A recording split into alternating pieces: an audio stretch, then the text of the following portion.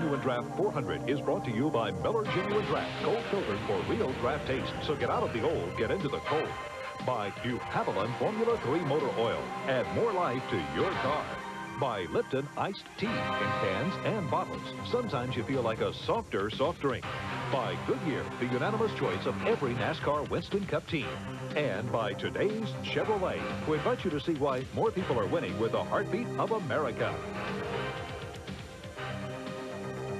This beautiful three-quarter mile rather, is Richmond International Raceway, one of the nation's most modern racing facilities. And tonight takes a giant step backwards as Short Track Saturday Night returns to Richmond, Virginia. Hello, everybody. I'm Mike Joy, welcoming you to TBS live coverage of the Miller Genuine Draft 400. This place is filled, teeming with 61,000 race fans. There has not been a ticket available for sale since June. This place is just packed to the rafters to enjoy the talents of 36 of the finest stock car racing drivers in the world, set not only to entertain them and you, but to race for over $500,000.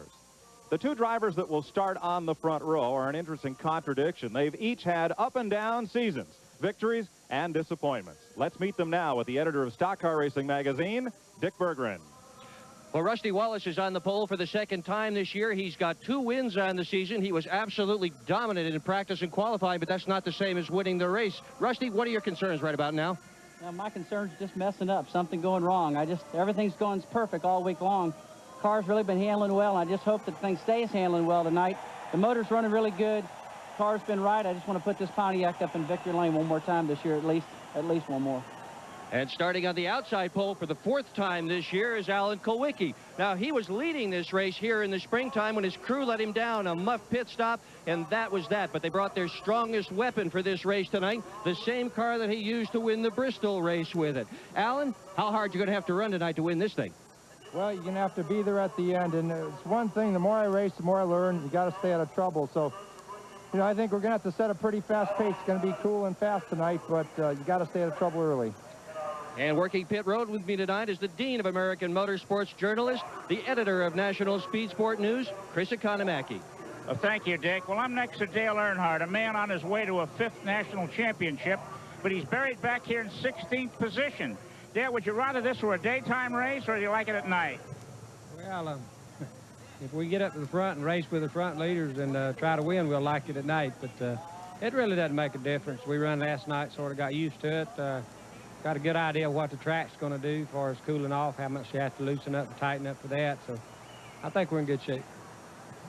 I know. Thank you very much, Dale. And now let's go topside and meet the captain of the announcing crew that will call the races today, Mr. Ken Gimpy Squire. All right. Thank you, Chris. It is the Richmond Raid we're about to experience out of here. 36 NASCAR Warriors ready to begin this assault. They'll be hitting the beaches in just a moment. And the prize, over $600,000 total for the action this evening. That will cover 300 miles, 400 laps. We're delighted to have working with us again tonight Neil Bonnet, and along here as well Ken Stabler. You've been down taking a look at things in the garage, Jerry, today.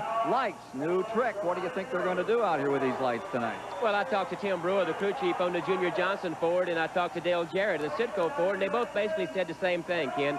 A little bit of a glare problem in turn 4 that you're a little bit worried about, but I think they like the fact that the track will be cooler. The cooler weather will let them develop a little bit more horsepower, but I think the common reason they both like it is they'll get a Sunday off. And Neil Bonnet, as we get ready for tonight, there's one thing about it. This track is going to stay rock solid constant for these 36 competitors. Ken, and that's unusual. You know, last night at the Busch race, we had a bunch of the Winston Cup drivers run that race as a test bed for tonight. Not only did some of the drivers run, a lot of the mechanics and crew chiefs stayed over and see what the characteristics would be of a cool racetrack at night. We don't have any sun to deal with. These guys were pleasantly surprised that the track does not do any changing.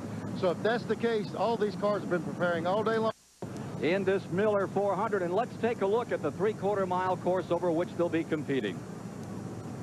Thank you, Ken. This track was built from the old Richmond Fairgrounds half mile using part of the backstretch in turn 3 where new grandstands already existed. They brought around the front stretch in a curving fashion so that all these seats would have an unobstructed view. It measures 3/4 of a mile around, and the turns are symmetrical. They're each banked 14 degrees at either end. The curving front stretch carries an 8-degree banking. The back stretch for drainage, water runoff in the event of rain is banked 2 degrees.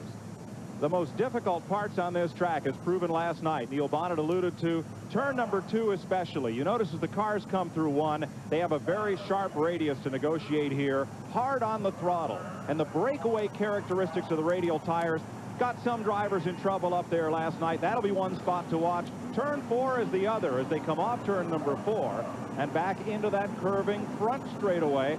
The track tends to tighten up on you, and you wish you had a little more racing room. Those are the tough spots here. Let's go back up top to Ken Squire. And let's take a look at the starting grid tonight, the Haviland starting grid for these 36 competitors rolling down races in that championship season of '89. Alan Kowicki will be alongside, who was the race winner at Bristol under the lights earlier this year. Row 2, there you find Davey Allison. His first win was on the first one of his 3/4 mile track was by Davey. Mark Martin is on the outside, still looking for his first win in '91. Row 3, Bobby Hamilton, outstanding rookie, is there. And Ernie Urban has had a couple of Winston Cup wins this season. Row 4, that's Ricky Rudd. And Kyle Petty will start alongside, making his second start since those injuries earlier this year at Talladega. In row 5, the guy who's won 14 races under the lights, Darrell Waltrip. And alongside the winner at Atlanta and Dover this year, Ken Schrader. Going to row 6, there you have Hut Strickland and Bobby Allison's Buick, and Rick Mast, the former winner here in Grand National ranks. Row 7 is Harry Gant, and alongside is Bill Elliott. In row 8 tonight, Sterling Marlin and Dale Earnhardt, the 5-time winner here at Richmond.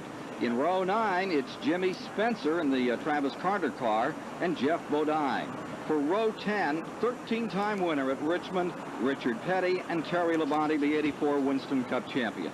Row 11 tonight is Brett Bodine in the Kenny Bernstein Buick, and Derek Cope, a strong 4th last week over at Darlington.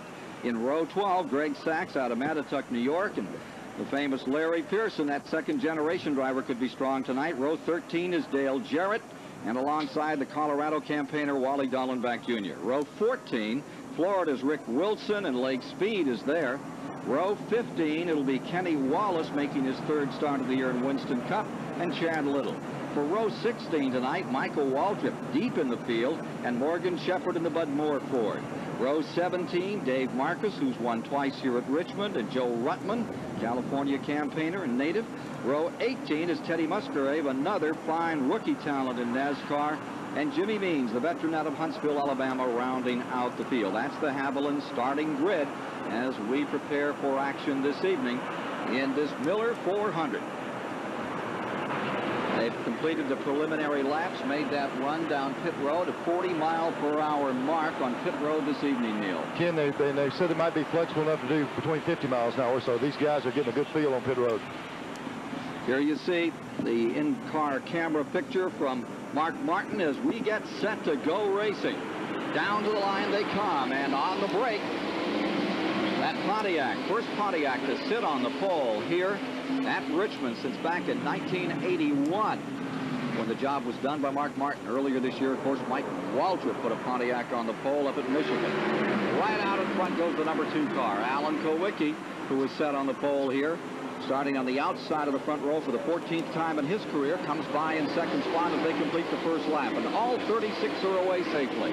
Ken, from what the feel I got in the garage area, everybody wanted to know how fast is Rusty Wallace.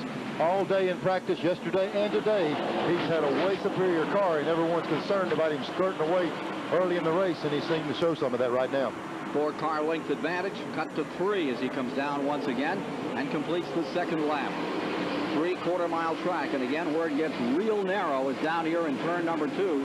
It gobbled up several cars last night right in that 2nd turn area they're traveling at this moment. How fast in the back straightaway, Neil? Again, the car's running 130, 35 miles an hour going down in that corner, and it still takes a good bit of braking to get the car slowed down, especially down going in the 1st turn. Davey Allison line 3rd, Ernie Urban is in 4th, and Mark Martin coming up next in the 5th spot. There you see that interval between 1st and 2nd spot as they begin to thread them out here. 400 laps. Earnhardt is on the move in the number 3 as he goes on the outside of Hut Strickland. Earnhardt trying to roll around as he starts to move up. Strickland, Elliott, and Schrader all in that picture. The number 25 being Schrader, and here's Earnhardt on the high side. leading in the Winston Cup points by 89 going into tonight's game. And what a record he has on this racetrack. Look at Bill Elliott towing off that back straightaway. Plunging on the outside down into turn number 3 as he moves around the number 25 of Schrader. Ken, that might be you might hit the nail on the head right there when you said the outside. These cool conditions in the summertime and hot weather, it's hard to work on the outside of this racetrack. Cool, they might be able to get it out there. Mark Martin running in the 5th position, and there's that Ford telemetry showing you the speed. No question about it, up to over 130 miles an hour on this 3/4 mile oval as he went down the back straightaway.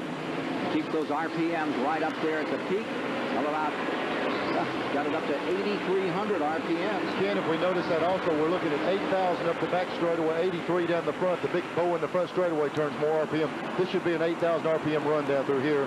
8,100, he's getting in there a little better, but the front straightaway will turn the motor a little bit harder. While watching this front straightaway and see if he can pull a few more RPMs.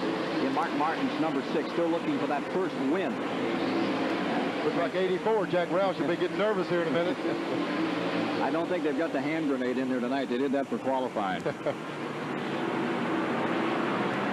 That's the car that maintains 5th running position. Meanwhile, back up in front, it's Wallace in the Pontiac, scooting away. Alan Kowicki's Ford is in 2nd. Davey Allison Ford is in 3rd. Then the number 4, Ernie Irvin Chevrolet in 4th, followed by Martin. Kyle Petty in 6th. Bobby Hamilton in 7th. Ricky Rudd is in 8th. Darrell Waltrip 9th. And Rick Masters in 10th. This with 8 of 400 laps complete. Great race last night was won by Harry Gann, and we'll have more on that in a Goodyear Racing update with Mike Joy a little later on. That a terrific race. And I'm not so sure we aren't seeing these guys be a little bit more cautious after what we saw early last night. A lot of problems in turn 2. These guys are taking a little bit more easy tonight. I'll watch them as they approach turn number 3, and there you see those front 5 cars. Now the front 2, that's Kowicki, and then those next 3 all grouped together are Allison, Irvin, Martin, coming down through, and you really get the sense of a D here from this great picture. Got a big smash up in turn number 3 and 4. We've collected some cars, and it looks serious for Derek Koch. One car still resting out there in the center of the track. Michael Waltrip's number 30 is coming down on pit road, and there you see the 41 of Larry Pearson bent up. This is happening at lap 10. Looks like they got wadded up. Several of them got in a bind getting down in the corner. I noticed Larry Pearson running a little bit high earlier, and looked like they got tangled up getting down in 3. Kellogg's car, number 41 for Larry Pearson out of Spartanburg, South Carolina. Bruised, battered, and coming to a whoa just as you enter turn 3. And that's the one point out there where if you need to get on the binders, you need them a lot, and the car can get out from beneath you, and away you go, out of the races. Yeah, and the skid marks going in 3 are way back entering the corner, so they must have had a problem on entry, and then he went directly out in the outside wall. And bounced another 150 feet down the track before he finally got it whoa. Rusty Wallace is out in front. We're under caution. More from Richmond momentarily.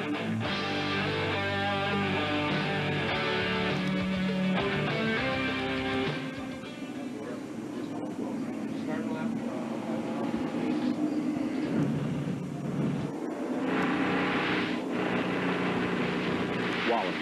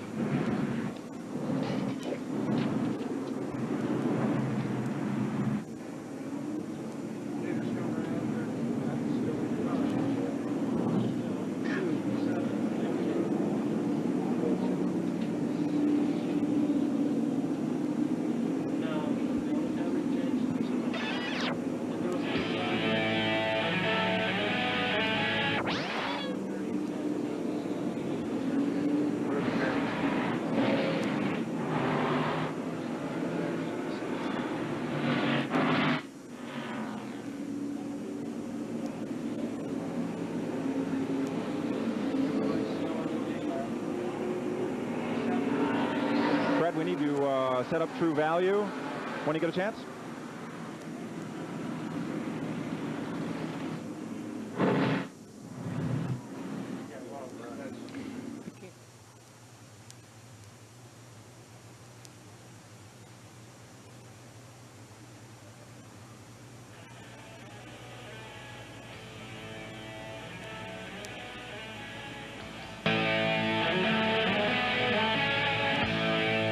Spark Plug presents NASCAR Legend. In the late 50s, Dub Phillips was a name to be reckoned with in South Carolina. Had raggedy race cars, but the best winning record on those old red clay tracks. In '61, Dub Phillips went to the 600 in Charlotte, North Carolina. Used his own name, not the alias. He scored what the experts called an upset, won by 2 laps, and David Pearson became a name to be reckoned with in the history of motorsport.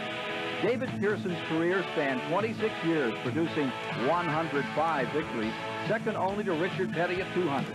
He claimed 3 Winston Cup championships and the record for the most career superspeedway wins at 44. Pearson won with every team he drove for, but his most memorable days were spent with the Wood brothers, winning 43 times in 143 starts. Nowadays, David Pearson remains close to home in Spartanburg, South Carolina, where he enjoys retirement, and just last weekend was inducted into the NMPA Motorsports Hall of Fame. Another glorious moment in his spectacular career. David Pearson, alias Dub Phillips, truly a champion spark plug NASCAR legend. We're still under the first caution of the evening at 16 laps here in Richmond, Virginia. True Value Hardware Stores post $5,000 at each race and $50,000 in year-end awards to the hardest chargers. Here's the way the point standings sit coming into Richmond. Already Rusty Wallace has picked up 50 points for leading those first 10 laps. Ken? Ready to go back to racing with 15 complete, going back to green. David Pearson into the Hall of Fame and his son out of the race here at Richmond in that crash taking place in turn number 3. Again, looks like they got a big jump on this thing. There's some cars back in the back really making a good move. Rusty's still showing that strength out front, but they're really shuffling around back behind him a little bit. Rusty seems to be able to have things under control right now. Leader coming by with a 2-car length advantage, the 1989 champion here, Rusty Wallace. Pontiac has won this race only once, and it was Rusty Wallace who pulled it off.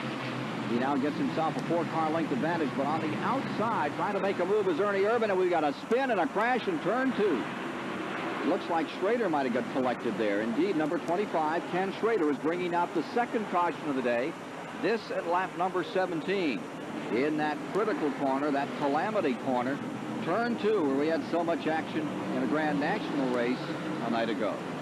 One thing we're seeing, Ken, down in turn 2 is the availability to be able to use that track out there. Before, it was like a no man's land. These cool conditions, they get out there, they pinch your car down the inside, and it really gets him loose coming up off the corner, and that's where we had a lot of problem last night. The last time I saw Schrader, he was right on the bottom.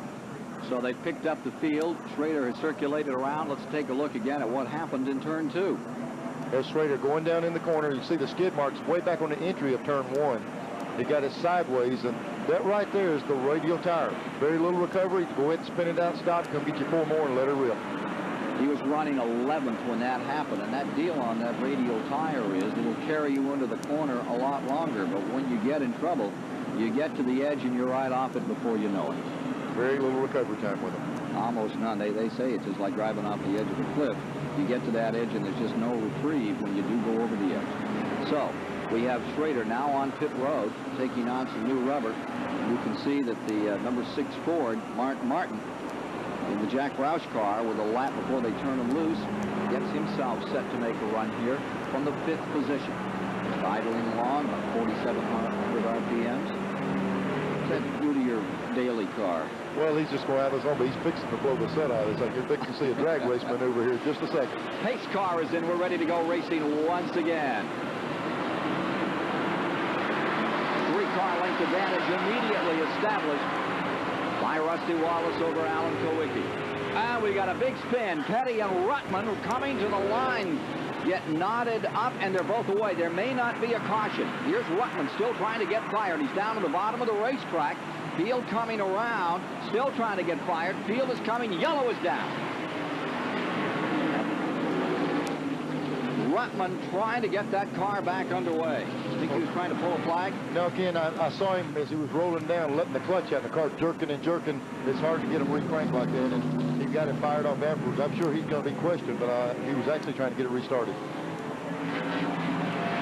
But passing that pace car on the back straightaway won't make it any easier. Joe Ruttman coming down. Now, let's see if he's going to pit. No, he's trying to get back in this lap with the leaders. We've completed 21 laps here at Richmond.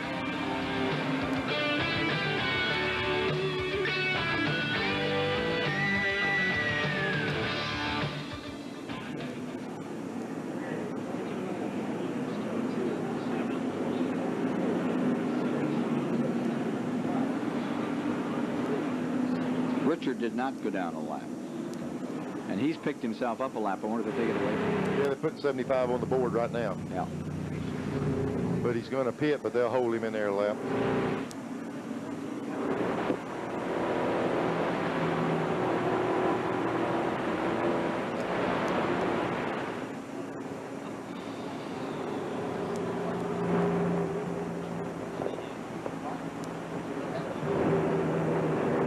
I tell you what, Dale's made big gains on this thing. He was passing somebody on the outside every lap.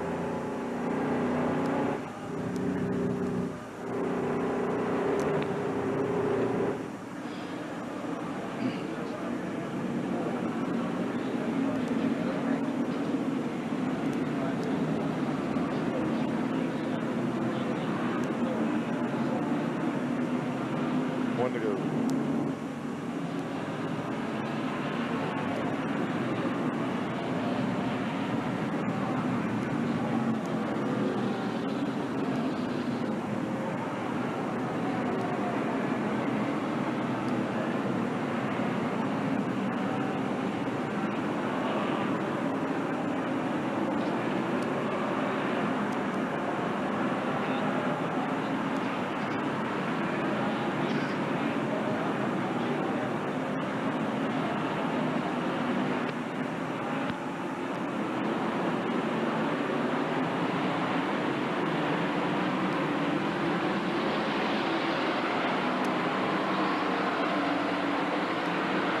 Back under green, and the Pennzoil area platform as they go through turns 1 and 2 as they come back under green, showing you this remarkable picture as you watch Rusty Wallace again drawing to that 3-car length advantage on what he calls the smoothest racetrack he's ever run on, and now he's getting another car length as he comes down to 3 and 4. The number 2 car really hitched up at the present time. Again, we've got the number 4 car of Ernie Irvin and Davey Allison running side by side. They've ran like that since they dropped the green flag, and they're really battling for third position. That's battle to third spot. Ernie Irvin in the yellow car. Davey Allison up on the high side, and it's Davey Allison making the move to get himself third spot. And here comes Earnhardt. He started way back in the pack, and that should put him in about 5th place. He's been working on the outside of the racetrack. Earnhardt started 16th tonight. Here he is wheeling around. Mark Martin picking up another spot. Gives him 5th. Going down into turn numbers 1 and 2 and into the back straightaway. Earnhardt, who has a remarkable record on this track. Take a look at that telemetry showing just how many RPMs are being cranked out by Mark Martin. Kenny, that brake pedal about tonight. Yes, sir. That brake pedal sign on the left is showing how much braking is used. Roll out the throttle, high RPM, hit the brake, coast the car in, feed the thing back up off the corner. Quite a bit of braking used on this side of the racetrack. That has been one of the strong suits of the Ford motor lately. They've got a lot of bottom end torque in them now, and the thing is pulling from 6,700 up to 8,800 RPM is where the power is. They've still got some left on the top that they're not using right now. Down the back straightaway, coming around to complete lap number 29. Here's Wallace around Torque, coming out of the hole, making his move up through, right with him. Alan Kowicki stays in that second spot. Davey Allison in third, Ernie Irvin in fourth, and the man on the move, Earnhardt. Earnhardt, who's had just a remarkable run. He won here in February, won here in this race a year ago. And he had the field covered. He got in a tremendous scrap at the end of that one with Mark Martin. They beat each other up real good. Now take a look here at the 5th inning point. It's the Dodgers. LA Dodgers out in front tonight over the Pirates. Margin is 1-0. Keep you up on some of that this evening. Great Saturday night. This is live from Richmond. 60,000 folks. It's been sold out since June. Atlanta Braves versus the New York Mets. That's coming up tomorrow live at 1:35 here on CBS. And we also have it 1-0 with Rusty Wallace being the only guy to lead this race. He's setting a pretty good pace for him right now. Battle for third. Davey Allison, the 28, the number 4 car, Ernie Irvin. Irvin in that Chevrolet trying to overhaul the 4 to Davey Allison. Kowicki cutting a real nice line here. Wanted Bristol. He's getting stronger toward the end of the season. Out in front, Rusty Wallace. Would you like to see more night races for the Winston Cup Series, Rusty? For the fan, I would think a night race would be much, much better. At night, I really enjoy it. For some reason, it seems to bring out the Dr. Jekyll and all the drivers for some reason. I don't know why. At least it happens at Bristol. I sure as heck hope it doesn't happen up here. They talk about how smooth this track is. Thus far, it's bitten them for 3 caution periods. Thus far, a total of 10 laps. We've completed 34. Again, it also allows them to do something else. As you see the front of that Pontiac coming down in there, the entire front here, the car is almost plugged off like qualifying. These cars are built with big radiators, look like distilleries hanging on the front of them to run at 200-degree temperature in hot weather with the motor at 200 degrees. When they come under these conditions, they can plug it up and virtually run qualifying speed during the race. They like to be able to use that power, and on a night condition like this, they can certainly do it. Here's Chris Economac. I'm at Rusty Wallace's pit. Roger Penske, the major owner of the team, is here on the ground. He's up in the Pontiac suite. Now, in IndyCar racing, Roger is always in the pit running state. It's an act of faith for this man, Don Miller, his co-owner and team manager. Rare is the day that Roger Penske watches a race and does not get involved. Back to you, Ken. Well, it's Miller's sponsored race. I think they crimped and primed a little extra for this one, got themselves on the pole, and now they'd like to duplicate 1989. What a race that was. Remember, on the last lap, Wallace ran out of gas. Barry Dotson was his crew chief. They thought they'd take the gamble. They'd either be heroes or hobos. They sure turned out to be heroes a couple of years back. And you can also bet, even though Roger Penske is not down there in those pits, he's not watching a race without being involved. I'm sure he owns one of those radios. Now look at this magnificent picture as these cars float around that first and second turn, head down that back straightaway. We're getting an idea about the real speed of them. Here they are into the D shape that brings us down through that 4th turn. Big sweeping wide front straightaway. Down into turn number 1. Look at those seats. Everyone sold out since actually the first day of June. Well, here's a sight that we ordinarily didn't see at this racetrack. Look at these brake rotors glowing cherry red hot. Everybody from the leader all the way back is using an awful lot of brake trying to get in here, and they've got the brakes just lit up. It's quite a sight from the infield, Ken. Dick Berggren, I'm not so sure some of that's not coming from the fact that they're able to use all the horsepower in these cars. When I'm seeing the RPM I'm seeing in the mile per hour from inside the cars, they're sending them off in the corner probably 10 miles an hour faster than we normally do. Those brake rotors on fire, cherry red, and a lot of that is the speed to be able to use at night. And sometimes we have that in the daytime. You just can't see the red glow. But don't be misled about the brakes. It's not a dangerous condition when they get red. These cars use a metallic brake pad. The rotor is metal, the brake pad is metal. The hotter they get, the better they stop. 40 laps are now complete, and Wallace, trying to make it a walkover out here, pulls himself to a 7-car length advantage, 8-car length advantage. He draws a bead on getting away from everybody. He'd like to find some lap cars to play with out here. Not the case at the moment. Kowicki lies second, Allison third, Urban fourth, Earnhardt remains fifth, Mark Martin is sixth, with Kyle Petty in his second appearance since that awful crash back in May at Talladega, having another really good run. He had a fine run. He was running up in fourth over there at Darlington and at the Motor Doorway with Boca Belt. Well, Ken, we're starting to see some of the great things about night racing. Visual acuity. Not only do you have all that grandstand and things in the driver's peripheral, but the fans, just like night baseball, your focus is right on the cars and on the action, and you see those things you don't see in the daytime. You see brake rotors glowing, chassis scraping on the asphalt, and lots of other things. 43 laps complete. We'll be right back to Richmond.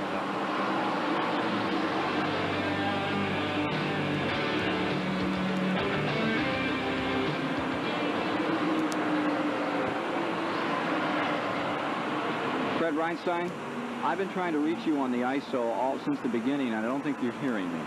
You want to check that?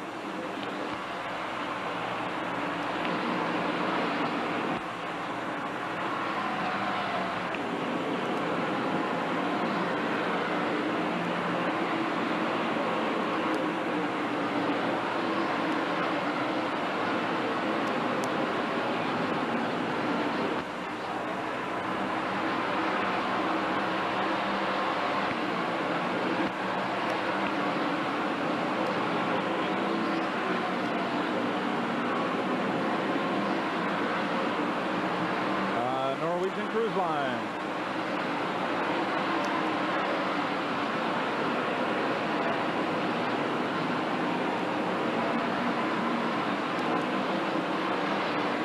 Fine. Yep. Who do I throw to, please?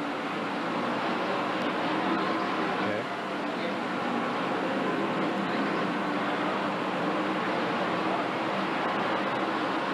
You also have car 21 running very slowly. Dale Jarrett is really off the pace. He just pitted, Ken. Yeah, I saw him. He's just not coming back up to speed.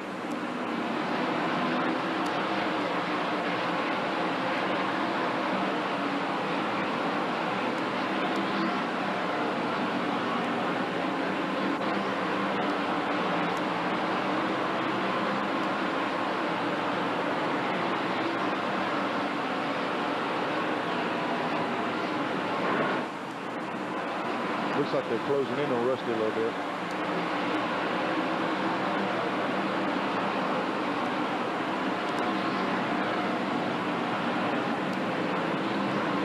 Of 400 laps complete at Richmond. Rusty Wallace trying to sail away from the field, and that sets up our newest award. Norwegian Cruise Lines has the Sail Away Award for the driver that can open up the biggest lead on the competition during this event.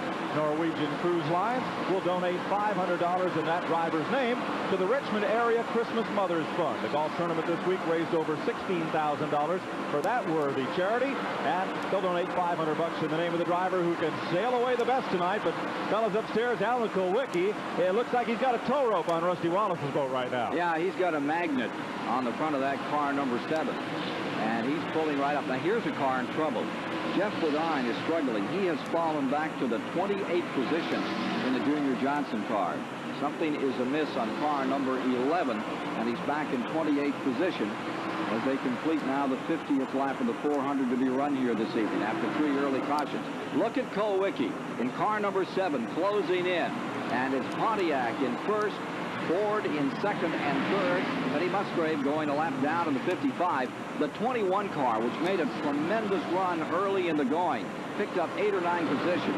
Dale Jarrett with the Wood brothers has now pitted and come back on again and is trying to get back to full speed. Look at this battle for the lead. Here's Kulwicki, who tasted victory at Bristol, Tennessee. Under the lights, looks like he likes this environment. Again, at the top of the show, he also said that the more races he runs, the smarter he gets on how he needs to run his car and save the race car. He let Rusty streak out there. He paced himself good. Now he's trying to reel him in and see if he can lead the race. Evidently, Rusty slowed down just a little bit because we have Kulwicki and Davey Allison closing that gap in a hurry. And the Haviland in-car camera with Davey Allison goes down to the bottom of the racetrack. 3-car battle for the lead. Davey Allison trying to get beneath Kulwicki. He throws the block in turn number 1 and zeroes in again on number 2, Rusty Wallace. Back straightaway. There you see the front 3. Coming around to complete 54 laps this time. Rusty Wallace in the lead. Alan Kulwicki is second. Davey Allison fades to the outside a bit as they come back in the main straightaway. Yeah, he tried him inside several laps. He's going to try the outside of the racetrack.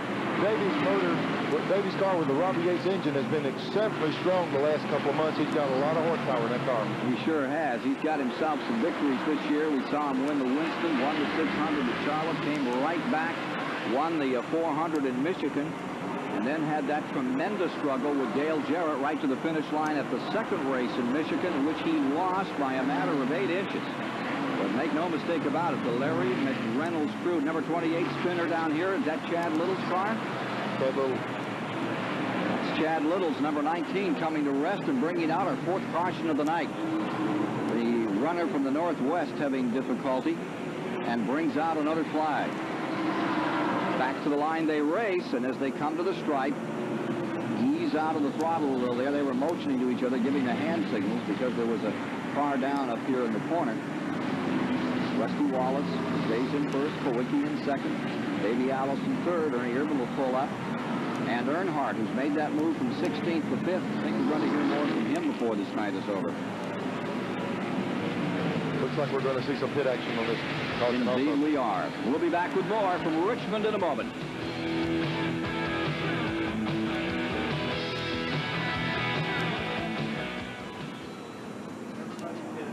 The leaders are pitting. Lead cars pit road.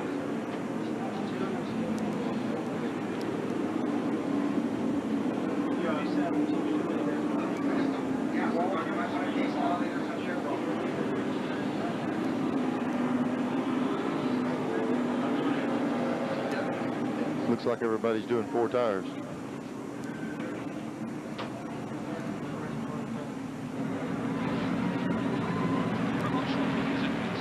Have been paid by the Goodyear Tire and Rubber Company, maker of Goodyear Eagles, the choice of every team. Earnhardt beat everybody out. What's new? Yeah.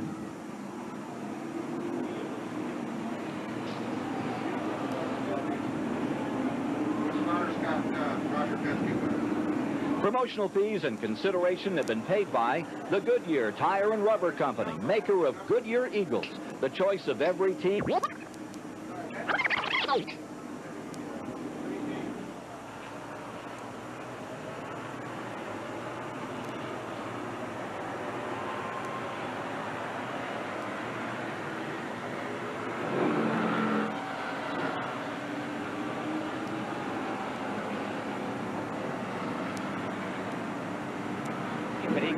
But he can't hear me when I answer him back. He can't hear you, right? He can't hear me. All right, you're making...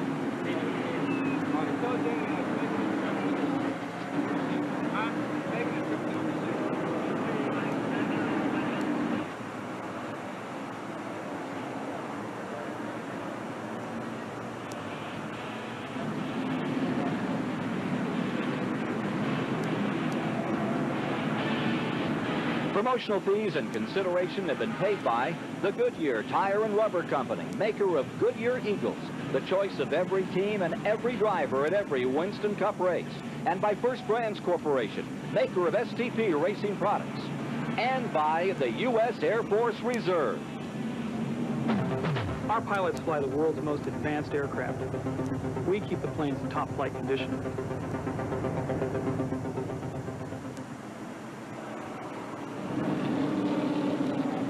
59 laps have been completed of the 400. Chad Little's car is being pushed back to the garage area. It stopped again down on pit road. And so the car that's now crewed by Harry Hyde is rolling back into the garage area. And guess what happened? Watching tonight, TBS, the Geek Show here at Richmond. Sure is. Dandy. Popping out in front, car number 3, Earnhardt. Pit road, that's where it made the difference. Again, that's got to be that's got to be a good feeling. You know, he started back there, he worked his way up close to the front, had to use up a lot of car, and he got to pit. They couldn't go any further, and you pit, and the guys stick you back out front. So it just seems to be an endless deal on pit road. Those guys capable of doing that. So defending champion in this event on this track, Dale Earnhardt is back in command, and what a record he has here in 25 races. Earnhardt's been in the top 10 22 times, 18 top 5 finishes. Some story on car number 3, Earnhardt, as they get ready to cut loose again. Coming around to complete 61 this time, pace car drops off, and here they come out of the hole with Earnhardt first, Kowicki second, Rusty Wallace, who had been leading till now, back in third. Kyle Petty, a good stout fourth. Ernie Irvin in fifth. Davey Allison sixth, and as you watch them down to the corner, that's Darrell Waltrip in seventh. Mark Martin is in eighth, and Harry Gant runs ninth. Morgan Shepherd's 10th. 75 car, lap down. Joe Rupp. Ken Allen Kowicki was really running all over Rusty Wallace a while ago, and he might have something for Earnhardt here. His car seems to really be able to work low, and Dale's car's shoving out up in the middle of the corner a little bit. So if Kowicki can get that thing down under him, he's got a good chance to get on around it. Chevy Ford battle for the lead. Earnhardt leads the way. The Ford of Kowicki right there, and the Pontiac lies third. Here comes that Ford back to the bottom. The Chevy holds him off another time. Almost 3 wide in the main straightaway. Let's just throw a Pontiac in there for good measure on the bottom.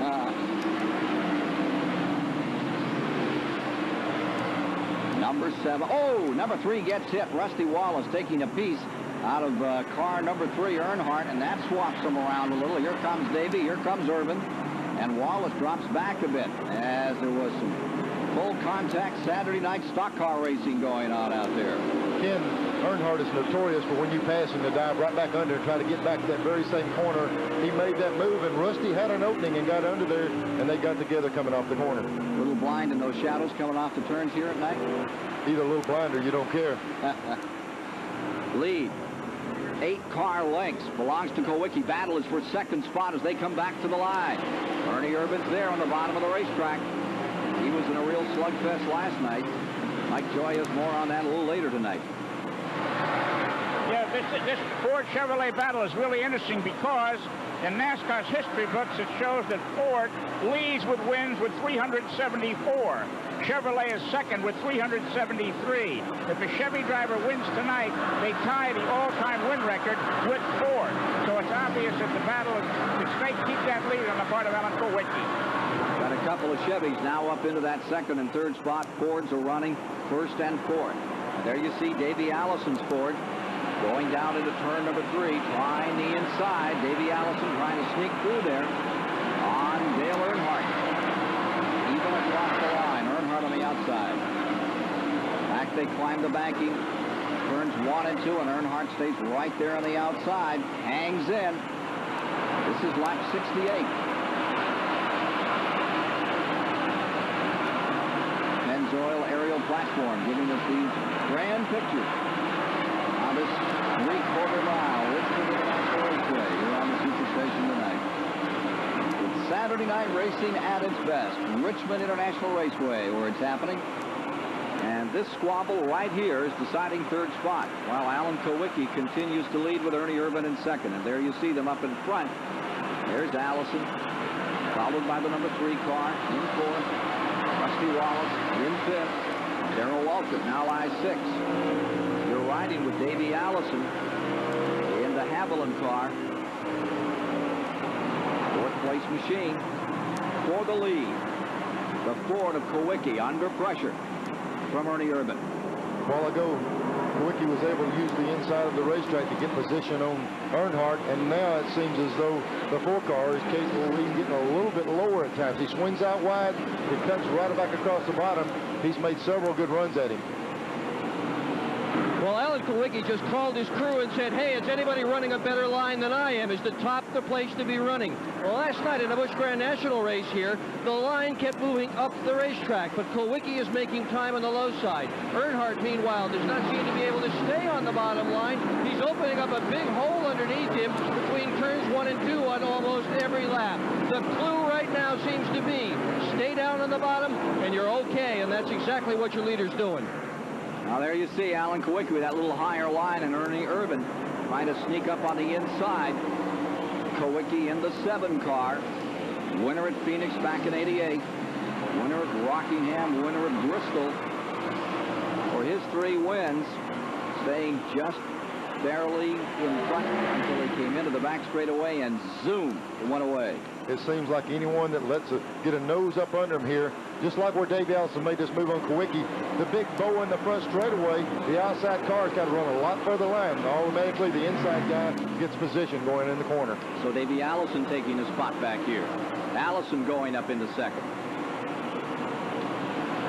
Let's take a look at a race summary here. What we've experienced. Those first 57 laps were all in favor of Rusty Wallace. Then under caution, Richard Petty got himself a lap. Dale Earnhardt took over for a while, and now it's been Alan Kowicki until just a moment ago when Ernie Urban went up in front. Ernie Urban now has his hands full in this Chevy Ford battle. That's how we got this race underway tonight. We've now completed 75 laps this time by. Here's Davey Allison putting the heat to Ernie Urban as they cross the line and go into turn number 1, and Davey Allison is set for it.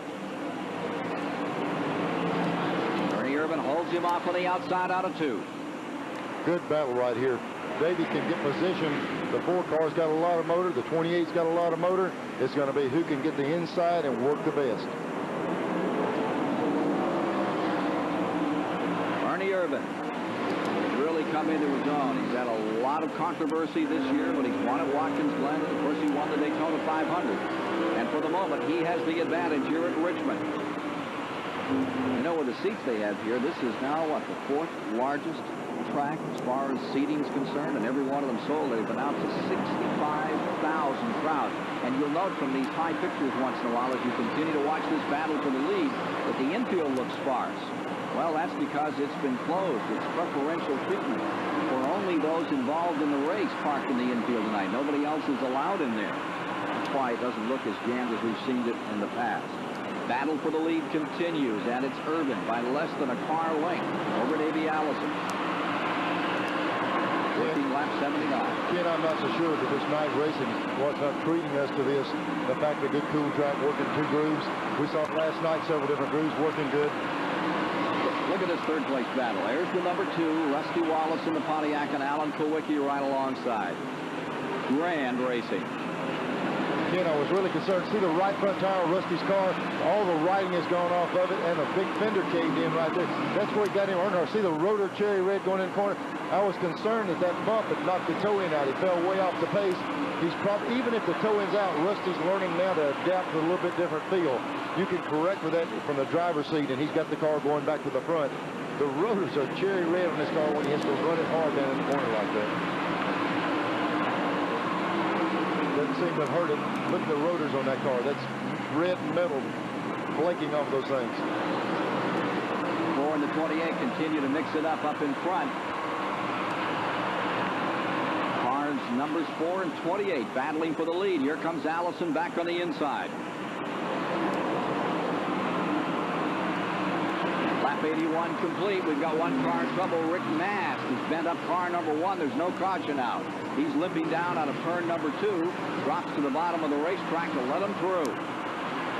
So the Jackson brothers, car number 1 that was upside down at Talladega in that altercation with Buddy Baker's having trouble again tonight, trying to get back into the pits and see if there's any remedy there. He's going a lap down. Leader continues to be Urban. And here comes Davey Allison back for another counterattack. Ernie seems to be content to give Davey that inside line because he's making such a strong run off the corner. Every time we've seen it before, when you give the inside up, you lose position. Ernie's able to make a strong run on the outside and able to hold Davey off. But like you said a moment ago, Neil, the guy on the move is that man back in 3rd spot that you see from our high camera. That number 2, that Pontiac, is closing in again. It's Chevy, Ford, Pontiac. Great dice. When Rusty got into that little allocation with Earnhardt a while ago, he probably had to reassure himself and just see what was wrong with the race car.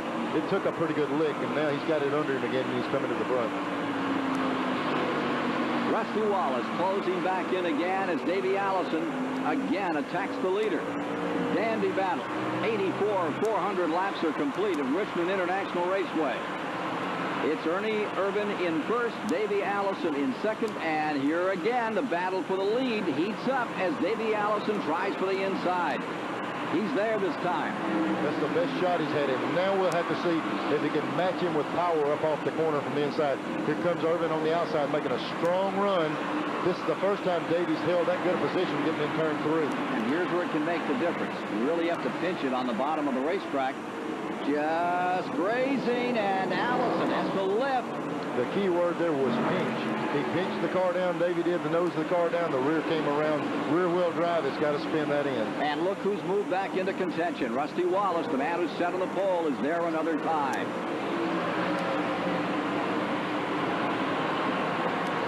As Rick Mast comes back onto pit road another time, we'll be back with the action. Plenty of it here at Richmond in a moment.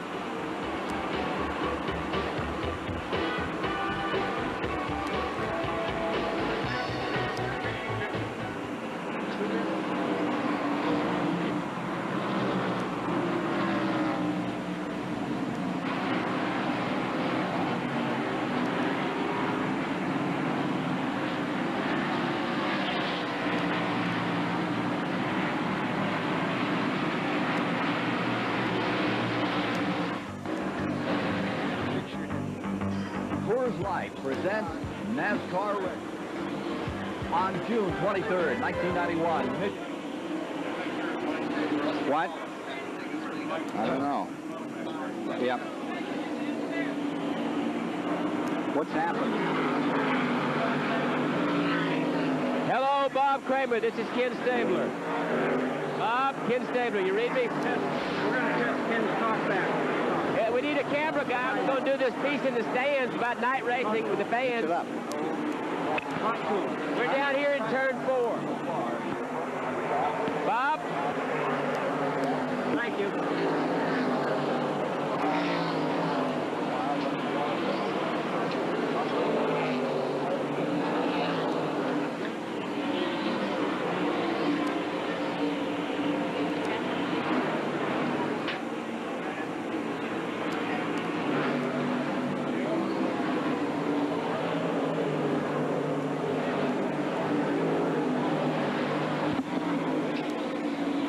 And 15.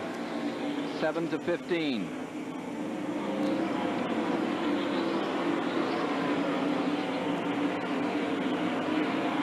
Just pitted. Came out. Yeah. I mean 7 to 17. 7 to 17.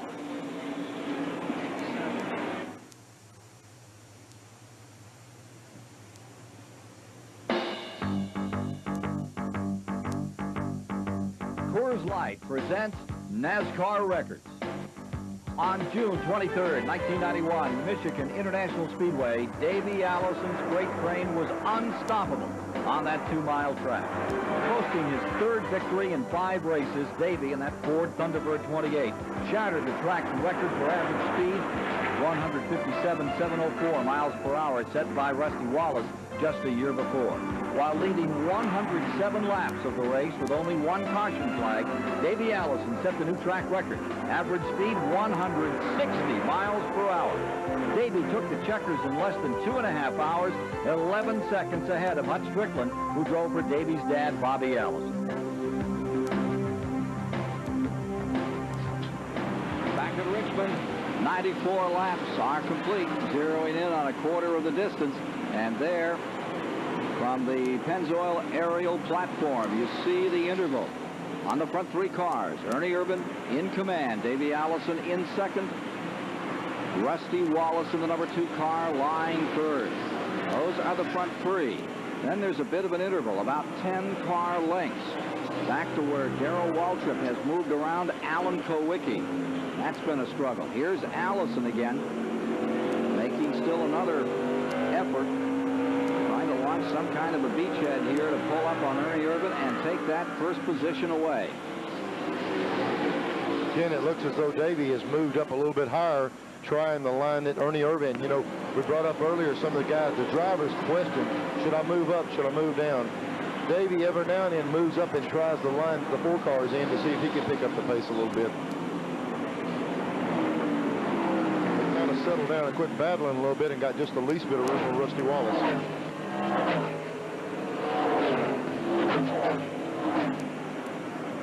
There you see the interval. That next block of cars, and there was a couple of flat machines, followed by up in the 17. Moved around Alan Kowicki, and Harry Gant in number 33. He's in this scramble. Harry Gant has moved from 13th to find himself up there. You see the 17 car. Waltrip looking really good in that Jeff Hammond cruise machine. And Kowicki. Now here's Harry Gant in the 33. Gant is up to 6, and behind him is Earnhardt in the number 3 for 7th position. Kyle Petty stays 8th. He's having a good night. Just that hip is still really sore. You know how that feels when you try to get back in this thing and you've really beaten yourself up, busted that bone up in your hip. But Ken, I talked to Kyle at length this afternoon, and he said he's really feeling good, and I've never seen anybody as eager to get back in the race car. He's really on top of the thing, and he feels like he can win a race here real soon, and they've got the team and the equipment to do it. Kyle's healthy again. There you see the 3, and right up next is the 42 car of Kyle Petty. There he is, holding on to the 8th position. Now, right behind him is another interesting story out here tonight. Remember that Ken Schrader spun early when we first started out, Neil? There you see, he's just ducked under car number 42. Schrader is on a roll. Schrader has just come from 19th to that number 25. Picked himself up another spot, give him 8th now as he dives to the inside. Gets under Kyle. Here comes Hut Strickland on the outside and Bobby Allison's car. That Buick wants to mix it up tonight. I'd love to see that Buick win one before they retire Buick out of this series. I think it's too bad. I really hate to see them going, particularly Bobby Allison and Buick. Again, we've been blessed with the manufacturers in the sport with every brand available, and now there's going to be a cutback, and I'm sure Bobby and the guys would like to get a win with this car before they have to go to another brand. It'll be the first one for Hut Strickland, and after the service he gave Bobby Allison up at Michigan, talk about meritorious duty. What a race he put on. And there was only another member of the Alabama gang, Davey, to beat him. Here he is closing in on Schrader, and Schrader's been as hot as anything on the racetrack. That's Strickland in car number 12, just moseying along up through the field with Ken Schrader. Schrader went all the way back after he spun. They're putting a lap on Wally Dullenbach Jr. Look out for him next year in that Roush team. I look for him to win some races. Ernie Irvin's number 4 stays up on the point, leading this battle. There you see him with the advantage, lapping Richard Petty by a couple of car lengths. Ernie, have you changed your driving style in the last few races? I still drive real aggressive and hard.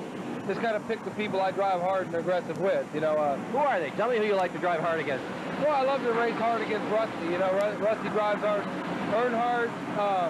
Some guys, you know, are more of a real patient driver like Harry. You know, you can run aggressive with Harry, but Harry's a patient race car driver. And, you know, but Rusty and Dale and you know, those are the two guys you can really go out there and slam bam and go hard. And then some of the other guys you got to race different ways. Me and Mark Martin race different ways together. If he's faster, I move over, let him go. If I'm faster, he moves over, lets me go. So, you know, there's just different ways you got to pick and race with each other. Heavy lap traffic and getting away is car 21 spinning. Dale Jarrett down across the line. The leader's directly behind him. No caution out. Yellow flag has not come out. That was in turn 4. As the car number 21 got loose, the leader's directly behind, including Ernie Irvin. And everybody was able to continue on. Irvin stays first. Davey Allison second. Rusty Wallace in third. And Dale Jarrett, who looked like he was going to win a Grand National race last night, collects it and keeps on trucking. Of course, next year, he's one of the big stories. Moves on with the coach of the Washington Redskins to form a new team. Joe Gibbs will come out here with an organization that ought to be something. Let's take a look and replay at this action up in turn 4. There are the two leaders. And there you see that 21 car getting loose. Looked like the rear just came around on it. The 26 might have barely tapped him, but the 21 was already going around. There was nothing he could do. Got another angle at it, and we see a little bit better what happened. Maybe. Let's take another look at it here from another angle. I think he just got loose on it. Well, he might have got collected. Well, he was already coming around. It might have been something where Brett Bodine couldn't help it, but the 21 was already coming around. He's had a little bit of trouble earlier in the night, and it's just not going the way they need it right now. Let's join Kent Stabler for just a moment. Yeah, we talked to drivers and crew chiefs, and they all seem to really like the night racing. We've got some fans here that they seem to like it best, too. I'm sitting here with race fan Ron. Ron, you like the night show a little bit better than doing today? Yeah, the cars are a lot more colorful. They stand out at night. The sun's not beating down on you so much. It gives me an extra day to get back to Syracuse. Another race fan, John. John, which show you like the best? You like the night show or the daytime? I like the night time because you can see the cars a lot brighter and it's nice. A lot cooler to watch, too. They're having a great time up here. They really seem to like the night show, Ken. And check this shirt out right here. What's that say, Neil? Real women like real men who wear black and silver. That's your buddy Earnhardt at work, yeah. So, number 3. I never did get my number on any of those shirts. It got me wondering what's happening. And the Raiders, yeah. And the Raiders. How are they doing these days, Neil? Got to Stabler that. I better be not careful. Very well at the start. I think they need to shoot Stabler back in there and let him chuck that thing a little bit. Ernie Irvin stays up in front, and there you see Davey Allison riding second. 113 laps are complete. I think it's fairly unanimous among the fans. Saturday night racing is still the way to go, and we've got a real Saturday night special being fired up here in Richmond for you on the Superstation tonight. Ken, when that fan just mentioned the fact that it gives them the Sunday to go back home, our fans have been so loyal through the years, and most of them have to be at work on Monday morning. That drive all night Sunday going home. I'm glad to see us be able to do this. They can go home tomorrow, get up, go to work Monday, and have an enjoyable weekend. Just put a lap on Bobby Hamilton, who's not having an enjoyable weekend. Back straightaway, Chevy versus Ford. Ernie Irvan there for a moment. Ernie Irvan, who got up in front of every driver in this Winston Cup Series and apologized to Talladega. He said, I got to get more finesse. Remember, he said, I feel I'm a good stock car driver when I'm aggressive, but it's a fine line. I've just got to walk the bottom edge of that line instead of the top edge of the line. How do you feel about that, Neil? Ken, I think it's just a growing time, learning the guys in the sport. He said it himself a while ago. You know, I like to race Rusty. He's aggressive. I like, you know, Harry Gant's not aggressive. It's no different than a pitcher going major league pitching and a catcher learning how to throw to a specific batter. Once you learn how everybody plays the game, you know how to pitch him. You be rough with Earnhardt. You finesse Petty and Gant. So he's been in it long enough now. He's learning the guys he can lean on. And some of them, I'll be the first to tell you, lean on. They do a little bit of crying about it. So you got to be careful who you work with and how you do it. Well, he was aggressive, though, and he did get himself in some spots, didn't he? I can't say anything. I tore up a lot of them myself. Okay. Larry McClure, his car owner, likes the way he drives. And the fans that have followed this number 4, that Kodak car, all year, they must be thrilled with this show right now. That's 117 laps deep into the 400 laps, 300 miles to be contested for over $600,000 potential dollars. There's a $120,000 plus bonus if Rusty Wallace can win tonight from Unocal. He's the guy that's set on the pole. Look at Davey Allison. Just dipped down to the inside. Looks like he's got some running room there now. Ken, he's kind of paced himself. He's sat there behind Ernie, sat there. He's going to have maybe 2 or 3 laps that he can try this. The one time he tried it before, he busted the back end of the tires loose, back end of the car when he pinched it down. He's going to have enough stuff under him now to try for a lap or 2. If he can't do it, he's going to probably run 15 or 20 more laps to cool him back down. Remember that staying third in this still is Rusty Wallace, and then comes number 17, Waltrip, 4th. Harry Gant is up to 5th. Kowicki has fallen to 6th. And look at Kowicki battling right now with Schrader. That's Ken Schrader down on the inside for 6th position. Kowicki in 7th. Dale Earnhardt is in 8th. Kyle Petty is in 9th. And Bill Elliott's in 10th. The struggle right here remains for 6th position, and it's going to continue for some time before a sold-out house. 65,000 fans here at Richmond tonight. What do you mean? You got to get off headsets in great places. Well, why can't we just swap headsets? Because you got to work that talk back. Huh? I'll turn it around. Well, why can't I have that talk back over here? No, because I haven't got anything here. See, that's not good. I got to swap. Yeah, I'll get it for you. Oh. Dennis, I'll get it for you.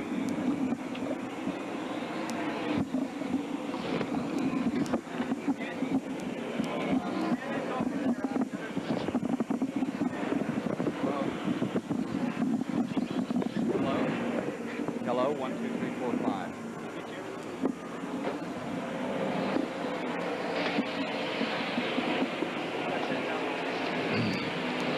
Thank you. Yeah, this is me. Now, if I can't see the board, I'll get it for you. I can't read it from here is what I'm saying. I can't read it. This is nuts. Yeah.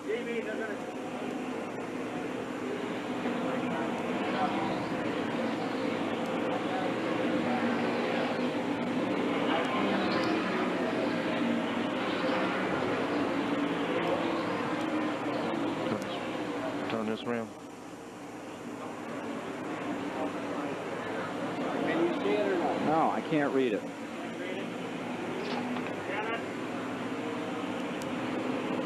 We're going to have to swap it back and see if I can read that. How much time do I have? No, not down there.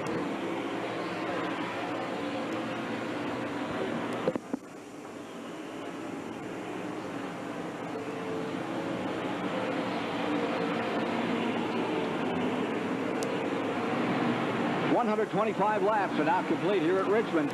It's a struggle up in front for the moment. Ernie Irvan is there, and you have Davey Allison knocking on the door in 2nd spot. From the high camera, take a look at that battle for 1st place. And Ken, with Davey putting the heat on Ernie Irvin, the pace he has, they've opened up almost half a straightaway on Rusty Wallace. The front two cars are really setting a blistering pace right now. They're using up a lot of race car. And they're using up a lot of tire out here. Now, these radials, how are they going to take this after this much punishment? Ken, the blessing in disguise was the cool weather. They're able to use them a lot more than they do in the daytime, and they're keeping the tires under them pretty good. So I don't think this pace is going to hurt them. Davey Allison stays right there in second place. Davey, since you ran last night, do you see any big difference between running during the day and running at night? I really didn't see a whole lot of difference in the way the car drove, but now our car didn't drive all that great anyways last night, so you know, as far as how to prepare for tonight, I think we're still taking a shot in the dark. We got to make a guess at it and hope that our guess is right. Battle for the lead continuing. Allison would like to get him. Here comes that number 5 car, Ricky Rudd, as he works with Dale Earnhardt. That's back in 10th spot. The number 5 car, Ricky Rudd, just underneath. Dale Earnhardt running in 11th. That's your 2-point men battling for position right here on the racetrack. 89 points separate those two in the Winston Cup battle, with Earnhardt having the advantage at the present time. Last year, he was fighting Mark Martin by just 16 points at this time of the season. Let's go to Chris Economacky. I'm down here at Dale Earnhardt's pit. It's Kirk Shelmerdine. Kirk, Dale has fallen out of the top 10. What's wrong? Well, he's a little bit too tight in the middle, a little bit loose getting off the corner. So we got to decide what's hurting the most and see what we can do about fixing it. Will you make an emergency pit stop for that? I'm sorry? Stop for that, or will you wait till a regular stop? We'll wait till a regular scheduled stop. There you have it. Dale Earnhardt having handling problems. Back to you, Ken. Chris, when you hear a crew chief say you've got 2 different conditions, that's hard to correct. He said he's pushing in the middle and loose off. If you're pushing in both ends or loose in both ends, you can correct it. They've got some work ahead of them to be able to correct 2 different types of conditions in one corner. Neil, take a look here. You've got the number 2 car, Rusty Wallace in 3rd, the 17 of Waltrip. There's a lap car in that bundle as well, Morgan Shepherd. And then Harry Gant is on the attack in 5th spot. There you see them in 3rd, 4th, and 5th. Pontiac, number 2, staying 3rd. Chevy comes next. And Oldsmobile, number 33 in the 5th spot. Meanwhile, up in front, trying to put a lap on Kenny Wallace in the 24, is Ernie Irvin. And again, Davey Allison seems to have a little bit of an advantage on the inside. Well, Ernie Irvin's not handling perfectly either, Neil Bonnet, and he's got exactly the same problem Earnhardt does. In some places on the racetrack, he's loose. On some places on the racetrack, he's tight. They're not too sure what they're going to do to it, but they wish they could fix it. Even more, Kulwicki, Earnhardt, Martin are not happy with their cars at all. They have radioed back to their crews that they do not like the way they're handling. They have all called for significant changes on the next round of pit stops. Rusty Wallace is a little bit loose. He wants to tighten his up. Take a look here as Ricky Rudd begins to rumble. Car number 5 is pulled around the number 42, and he's getting himself a little bit of an advantage. He is pulling himself up to 9th spot. Got a car in trouble on the back straightaway. Lights are on for caution. Mark Martin's car is on fire over there. He's the first one to get out of that thing. He's had all that he wants.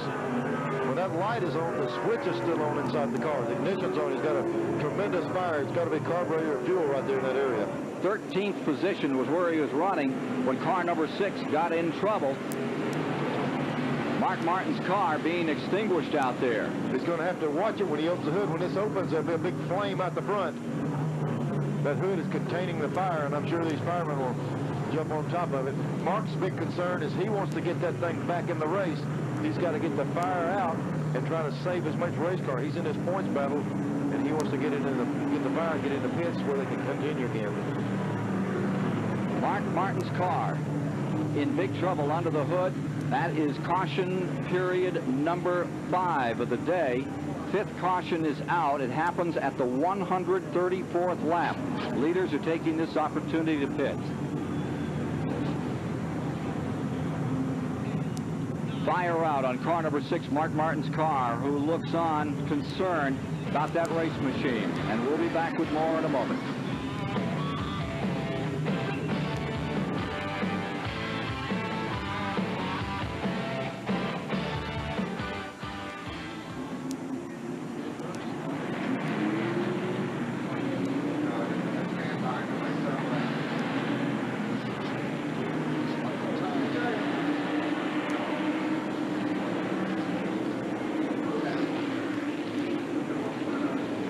used to have a penalty for tires going across pit road. I wonder who's that belonged to. You know, I think at that last race we saw, they had a tire roll out and there wasn't a penalty. They didn't do anything with it? Remember? Where were we when that happened? Oh, we were at Michigan. You were down the pits. Yeah.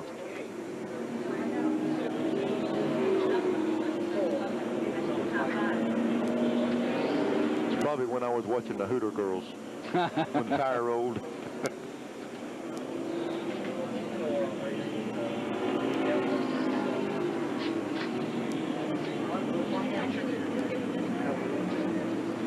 Pushing the car back around in the pits. There's Mark motioning to hurry, hurry, hurry. He's wanting to get that thing in there where they can work on it.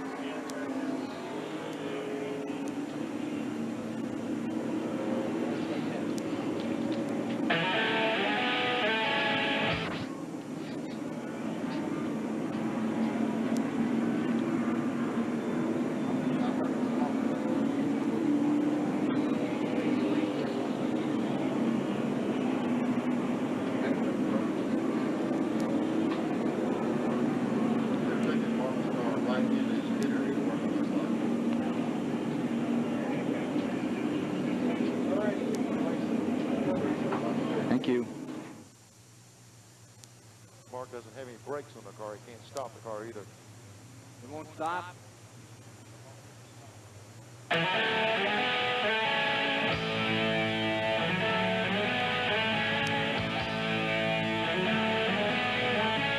Champion Spark Plugs presents NASCAR Legend.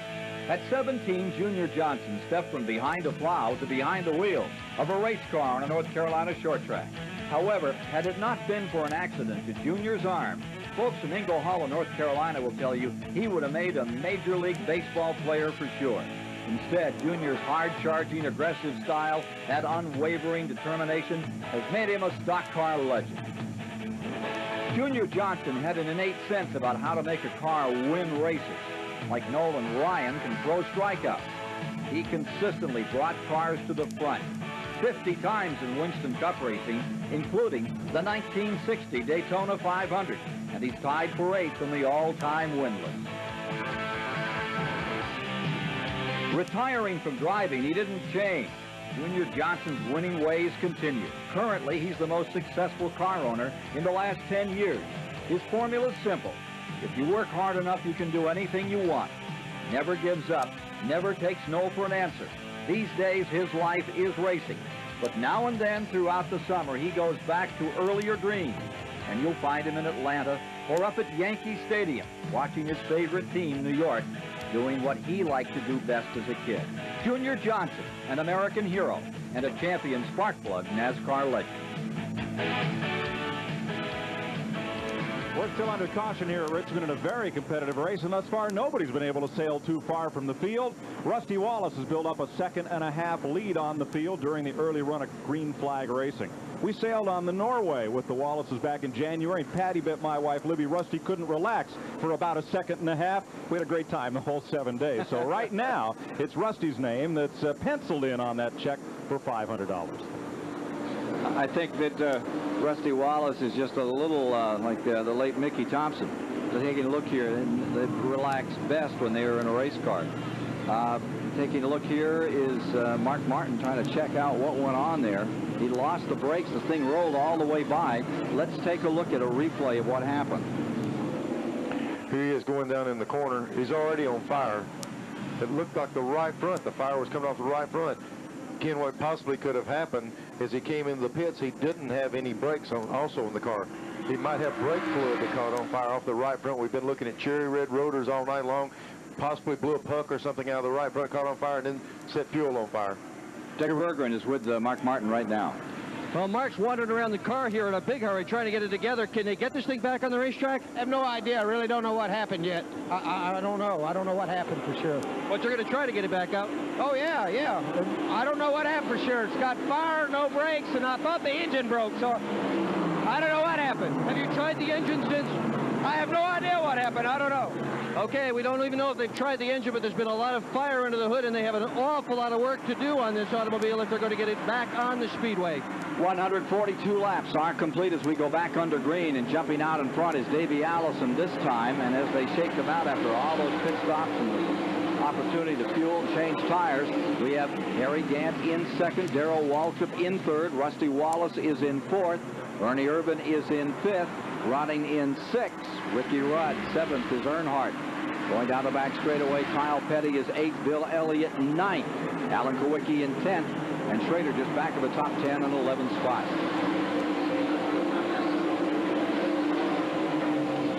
Leader Davey Allison has a couple of lap cars. Morgan Shepherd, Bobby Hamilton there. Rusty Wallace just made a move under Gant, moved him up into second position, bumped Harry back to third, and we might see Rusty try to make the run on Davey. Davey was very strong when he was running second a while ago. There you see Ernie Urban up to fourth. Through 145. A while ago when Davey was running second, it's hard to make that move. Now that he's out front, he can pick the part of real estate he wants to run on. He might be able to stretch it out and get some of that lead that we were talking about earlier. It'll be a big move tonight for Davey Allison, who came in here fourth in points. Ever since May down there in Charlotte at the Winston and the Coca-Cola 600. The best really I can up momentum. Ken, the best I can tell, Mike Joy better get as a racer out and unpencil Rusty off the drive away out there. But it looks like Davey's got the big lead of the night right now. Sailing away right now is indeed Davey Allison.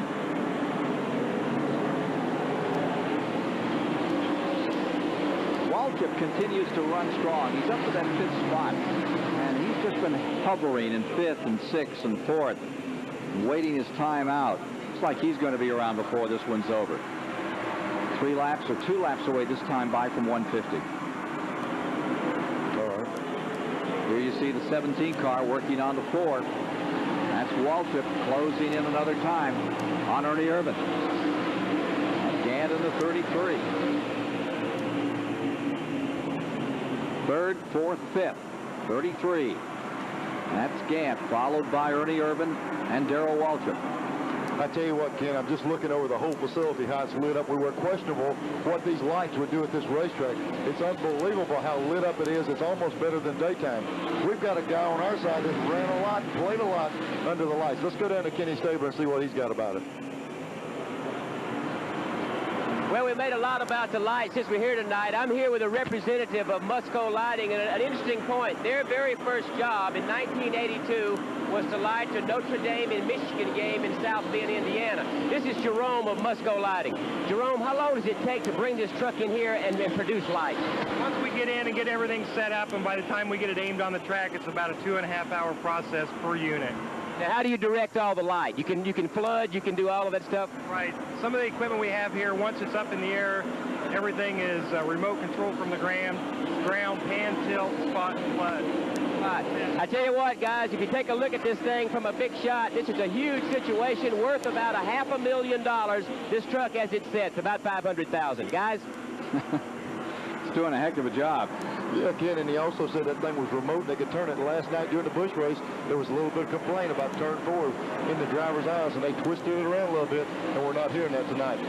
Davey Allison was one of those that was having trouble with the lighting last night. He's certainly not having any trouble at this moment as he continues out in front. The 1988 winner of the Miller 400, and he took it from the pole. Remember, that was the race that his dad started and he finished. His father gave the command to fire the engines from the hospital over in Alabama, and Davey came out here and put it on him. Here you see Harry Gantz, number 33, running just in front of Ernie Urban in the 4th position, and there's Waltrip in the 17 running in 5th, and just behind them, Ricky Rudd is 6th. Ken, just as we've seen all year long, track positioning is so critical coming out of the pits. There was Kowicki leading the race. He lost a little bit of ground on the first caution. He lost a little bit more. He's marked back there in the pack with a fast race car. And Davey got out front with that pit stop, and he's driving away a little bit right now. Rusty's really running his car hard right now to run Davey down. He seems to be the only guy that's got a chance of reeling Davey in right now. Do you wish this thing was a 500-lap race? If you were a campaigner, would you rather have it 400 laps or would you rather have it 500 laps? It depends. If you're leading at 399, 400 looks pretty darn good. If you need a little bit more time, you wish there were 600 laps. So the guy out in front is always just as happy if it's over right now. Right now, it's 155 laps deep into the 400-lap route in the Miller 400 here at Richmond. Davies race.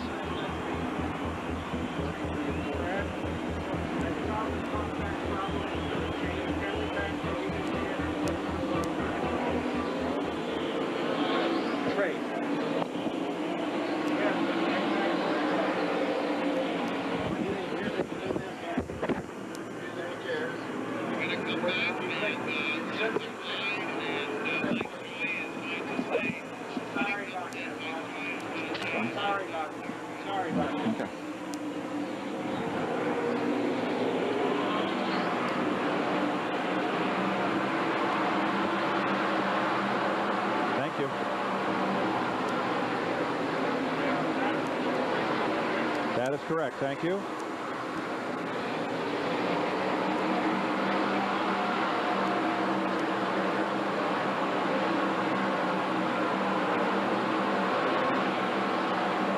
I'm having a cheese curl break at the time.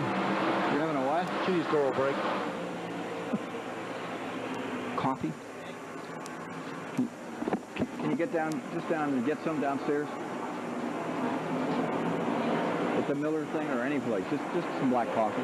Thank you. Yep.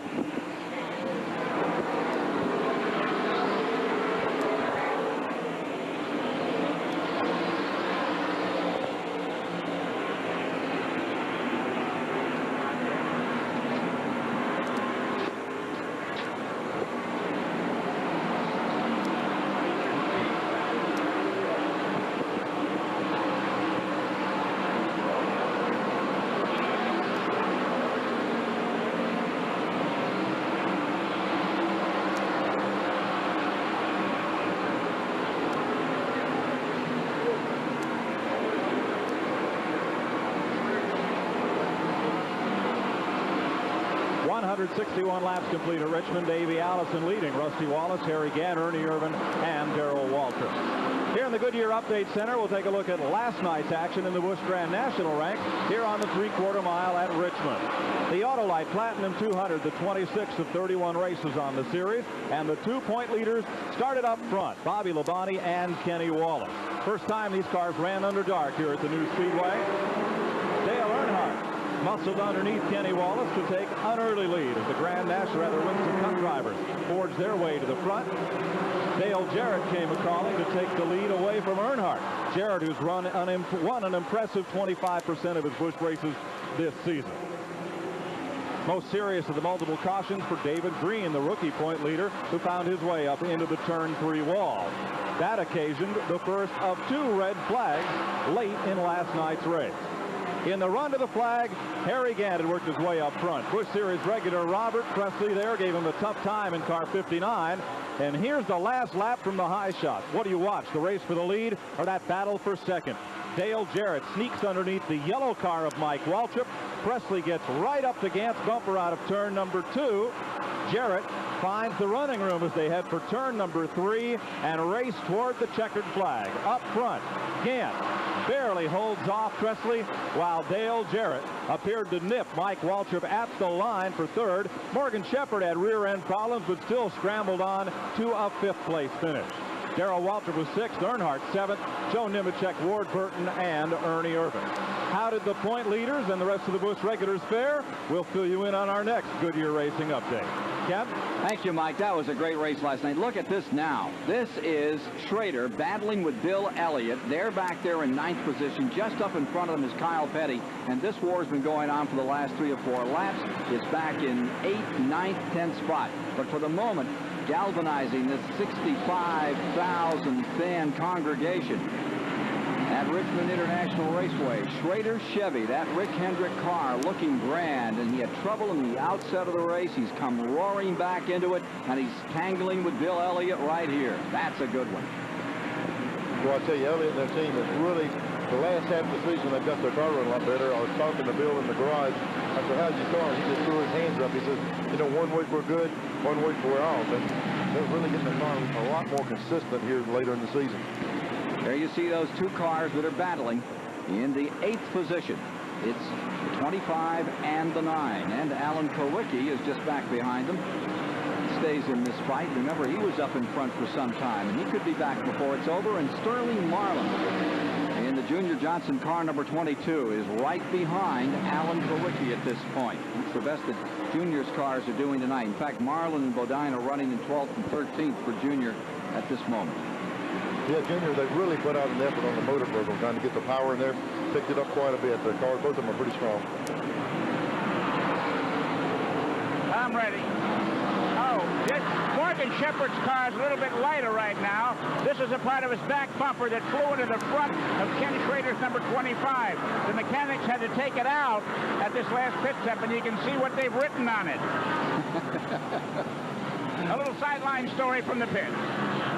Nice that they said thanks. I couldn't exactly tell what it said, but I know what Schrader thought when he saw it coming. Look at the number 42 of Kyle Petty being challenged by Schrader in the 25. The 42 car in 8th. Schrader trying to take it away. Backstretch, this is lap 172. Kenny's made some big gains since he had that first problem early in the race. Their Hendricks cars have always had good, strong engines in them, and when they get the chassis right, the thing really runs. Up to 8. No Schrader in the 25. Bill Elliott's right there. He's closing in on these two at the moment. Car number 9. Ernie Elliott down there working the pits for brother Bill. And they look like they're having a really good run. Dodgers out in front of the Pirates, 2-1 in the 7th. And don't forget the game tomorrow right here on TBS Sports. There's Kulwicki trying to make a move on Bill Elliott. Alan Kulwicki's car, the 7 car, was so strong at the first of the race, it's hard to believe they've lost this much. I don't know if he's pacing himself or if he's got a little bit of problem getting in and out of the pits, but that car sure was a dominant factor early in this race. Impressive run by Elliott. Likes those big, long tracks and those high speeds, but he's looking very strong at this point. Moving in toward halfway, we'll have 175 down, 2 times by from here. Leader continues to be Allison. The 28 car stays up in front, and there he is going around Wally Dallenbach. Davey had a terrible start to this season. 4 races into the year, he had finished no better than 12th. He was back 21st in points. My, how times have changed. Yeah, Ken, even though with those bad numbers posted, he was strong in all of those races. He was in accidents at Daytona and early in the season. The car showed a lot of muscle early in the season. Now they're getting at the finish races, and it wins, and it's right up in the front all the time. 4th in points, 202 out, and here's the number 2 car, Rusty Wallace, and Morgan Shepherd sticking right there with him. Ken Stabler is used to ups and down seasons as well as changing teams. 1989 champion Rusty Wallace in the 2 car knows the ups and downs as well. And Kenny Stabler spent some time with Rusty earlier today. Rusty going into 1991. New team, great expectations. 21 races later, 2 wins, 10 top 10 finishes. Are you happy with where the team is right now? I'm pretty happy with the performance of the team. I was real happy when we first started the year. We really started off strong, and then we kind of faded. It's kind of like we lost grip of what was going on. Our progression with a brand new team just wasn't happening. And so we made a lot of changes, and we sat back and made some changes that people didn't think we'd make, and we thought real hard about what we'd done, rearranged some personnel, and we came back to win again right off the bat after we did that at Pocono. Then a 3rd place at Michigan, then a 4th at Watkins Glen, and they were really going well. Then on the front roll at Bristol, and leading the race, and lost a tire after a runner piece of debris. And then we go to Darlington, and everything's going good there. Now we're at Richmond, and we're on the front row. So I'm real happy with the performance of the team. I'm not happy at all that we're way down in the points, but that's, what do you say? I call it building a new team blues. I don't know what it was, but it's getting better. Listening to your interview last night after qualifying, you said you really worked hard to sit on the pole. As a result, you're sitting there because of the sponsors or just the motivation for the team? The sponsorship didn't have anything to do with it. I tell you that, there's no doubt about it. This is the same car I ran at Darlington. After Darlington, I knew I was going to run it here. I wasn't real happy with some things. I asked the guys in the team to do some geometry changes for me. They did that. It helped a lot.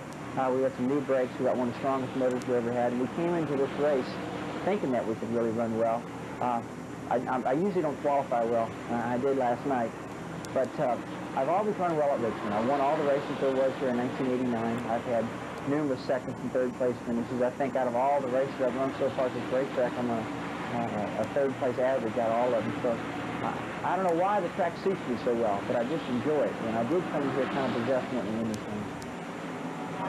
Rusty Wallace making a good run right now. Started on the pole, currently in second position only to Davey Allison, who stays up in front. There's Davey drawing away from the field, and for the moment, he's got him covered out here. The guy that won a couple of years back looks like he could do it again. Let's go to Chris Economack. I'm standing here with an avid fan of the race. This is Joe Gibbs, the Washington Redskins coach. He's going to have a team next year. You enjoying your evening, Joe? I'm enjoying the night, yeah. Will you enjoy it as a car owner next year? Yeah, I enjoy it as a spectator. I'm going to love being in it, but it's exciting. What are you learning by watching? Just enjoying it. Just as a fan, but next year, a car owner on the circuit. Back to you, Ken. Yeah, that's going to be a team to watch for sure. Jimmy Maycar coming with it, Dale Jarrett, and I guess they're really ready to spend the dollars. They've got NFL properties involved. Could be a very interesting year next year with that outfit running. I'll tell you what, they're buying the best of equipment. They're getting personnel organized early into this season, so they should be prepared when they come out of the box. Gibbs is an organizer. Battle for seconds beginning to develop here. Here's Ernie Irvin closing in with Harry Gant to run with car number 2, Rusty Wallace in that second position. This at lap 185. Irvin at number 4 on the high side. Battle for second. Rusty Wallace there for the moment. And about to lose it. Ernie Irvin looking for that third win of the season with 14 cars remaining in the lead lap. And here comes Harry Gant with him. Gant scoots through in car number 33. They're beginning to change that leaderboard dramatically as Wallace fades back to Ernie Irvin and Harry Gant on the charge. Leader continues to be Davey Allison as we move toward halfway here tonight in the Miller 400 at Richmond International Raceway. Lake Speed's vantage. This is what this track looks like at Richmond under the lights.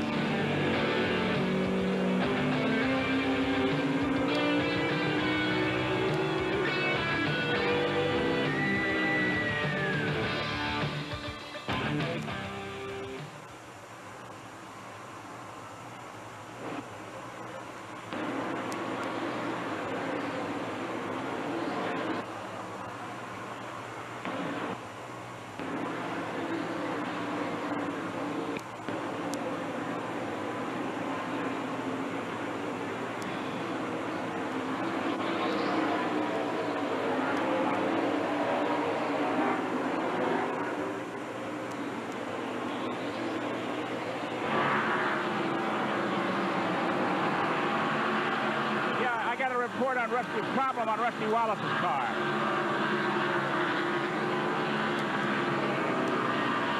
Thank you.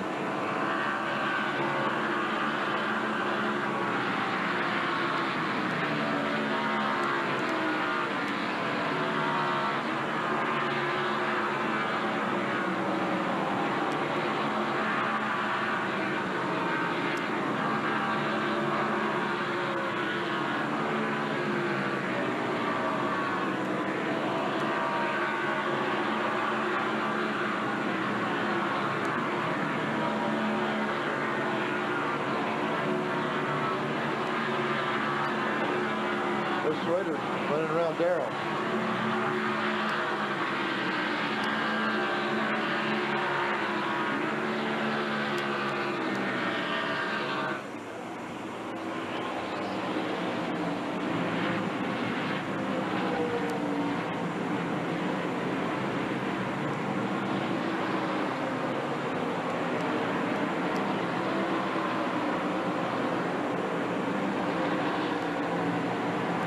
92 laps are down. Davey Allison has won 11 Winston Cup races, but only 2 on tracks of less than a mile. And tonight he is really running strong.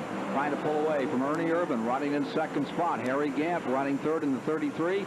And the number 2 of Rusty Wallace. And coming up to 5th now is Ken Schrader. Schrader in the 25. There you see him, top of the frame. He has moved out of turn 4. He's moved around Darrell Waltrip.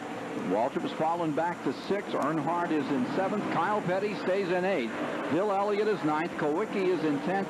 And Ricky Rudd finds himself in 11th with Sterling Marlin 12th. Michael Waltrip 13th. Jeff Bodine 14th. 14 cars remaining in the lead lap, 6 laps to halfway. Yeah, Kenny Schrader, the 25 car, has probably made the biggest gain since this restart several laps ago. He's really worked his way up through traffic. I'm not so sure some of these guys are falling back as Kenny has really turned the pace up. And he's driving around them and moving to the front.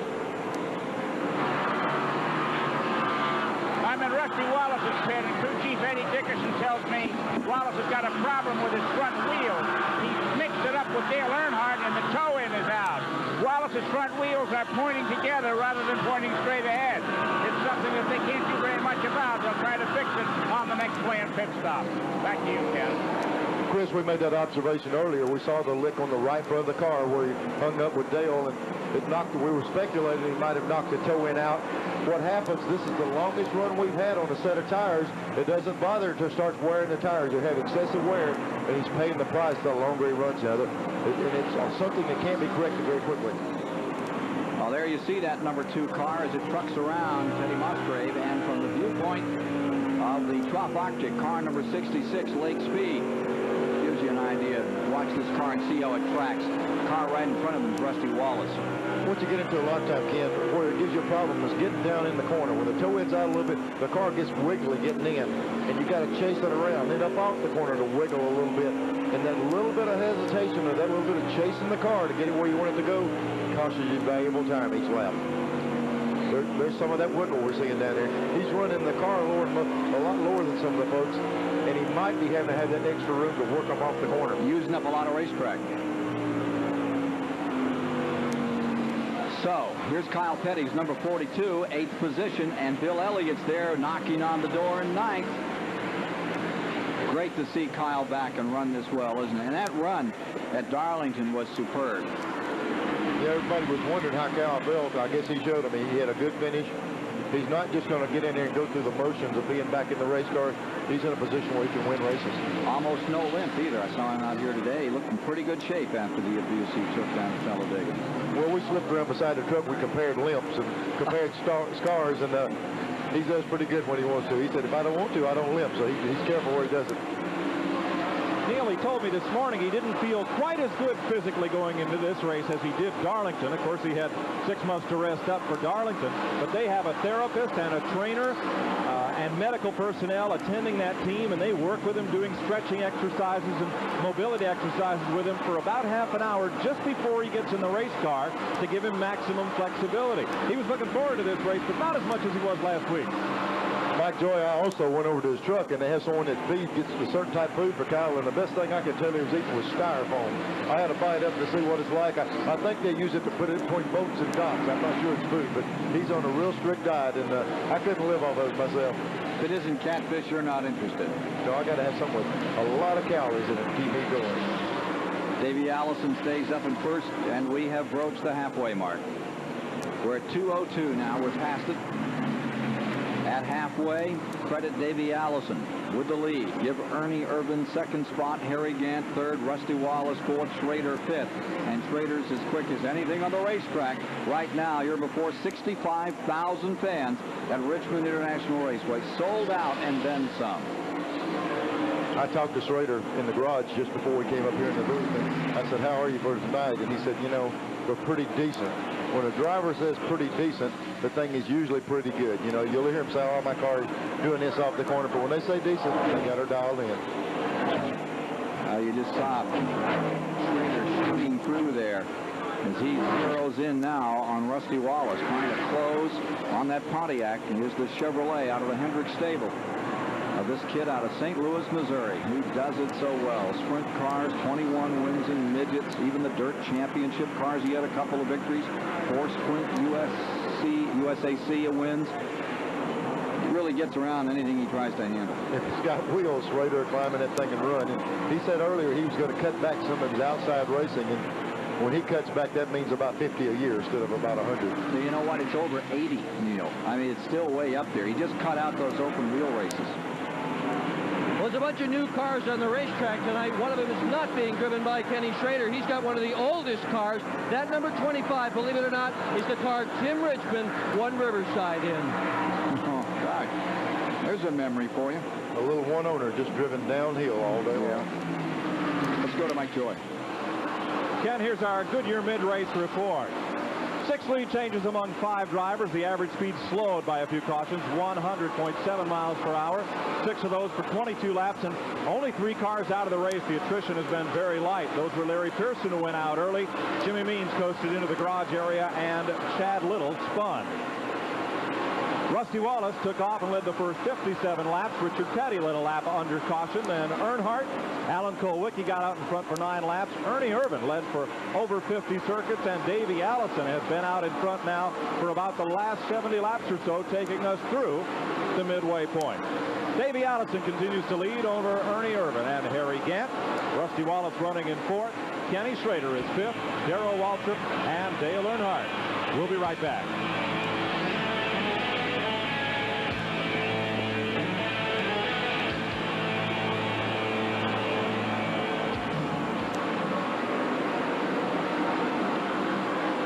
Right.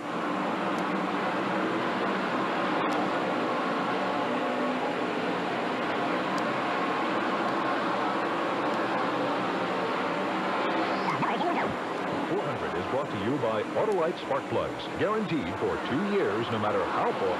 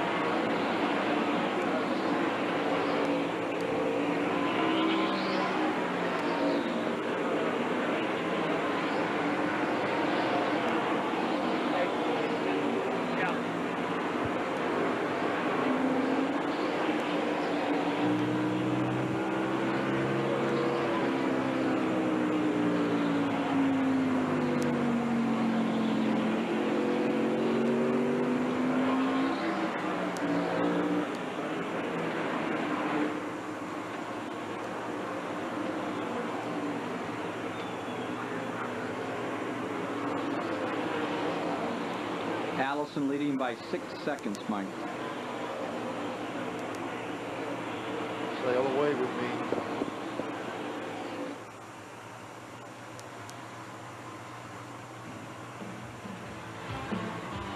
The Miller Genuine Draft 400 is brought to you by Autolite Spark Plugs, guaranteed for 2 years, no matter how far you go. And by Lipton Iced Tea, in cans and bottles. Sometimes you feel like a softer soft drink. Back with you once again, watching the 1988 winner of this event, Davey Allison in the Haviland Ford. Pouring it on, leading now by some 6 seconds, averaging some 116 miles an hour per lap. The average for the race is only 100 miles an hour. The record was established a year ago by Dale Earnhardt at 105.397. 5 cautions have told the story there. So, for these 65,000 folks, it's Davey Allison's race at the midway point. We're showing 215 laps complete. And now coming by, you see the 68 car. That's a Bobby Hamilton car, which is running some laps down in 18th position as he hits down into turn number 1 and 2. Right behind him is the number 12 car, Hut Strickland, the Bobby Allison machine. They've had an on-again, off-again night for car number 12. And Davey just put Hunt down a lap just a few laps ago, so Hut Strickland... Caution coming on. Yellow is on the racetrack. Yellow down. Got another car in trouble, spinning and collecting the wall up here. Trying to get it fired and back underway. Down in turn 2. Got up against the outside wall. He's trying to get it refired right now.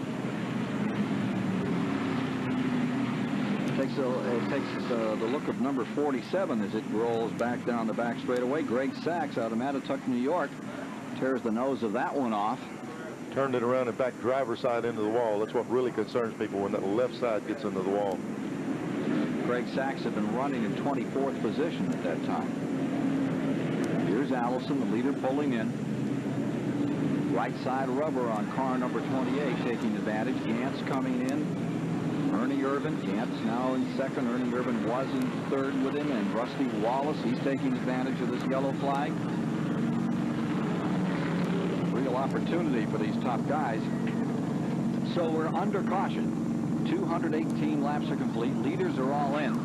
And while the circus is out here, let's go outside the racetrack for just a moment to Ken Stabler. You know, we've got a great show going on out there with those 3,500-pound, 600-horsepower race cars flying around there. But when the checkered flag falls, it's going to be another show that's going to take place out here among 33 or so souvenir-type trailers. I'm in Dale Earnhardt's trailer. We've got everything from drinking cups to hat pins to knives to jackets, hats, you name it, it's here. And it's an opportunity for all the NASCAR fans to go up and take a little piece of their favorite NASCAR star back home with them.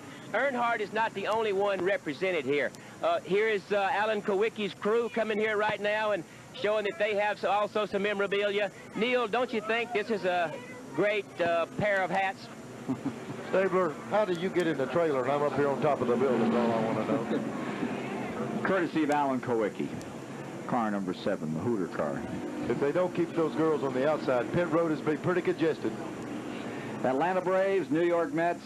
Whole story's up in the front now in that National League West battle. And America's team gets right back out at 1:35 tomorrow Eastern here on TBS. Yeah, they've got their own midway now. They have a great circus here. And it's a three-ring affair that we have out here on this 3/4-mile track tonight.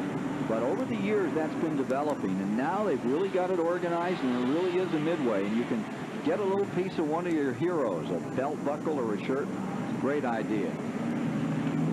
We're going to be back in a moment as we get ready to resume this race. We're under caution right now with 220 laps complete.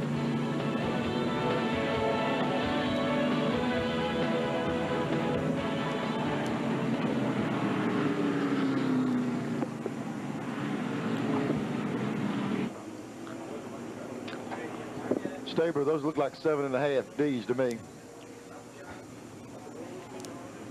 Somebody got it for me? Has anybody got a lead? John? John? You got the lead to the Air Force. Lead to the Air Force.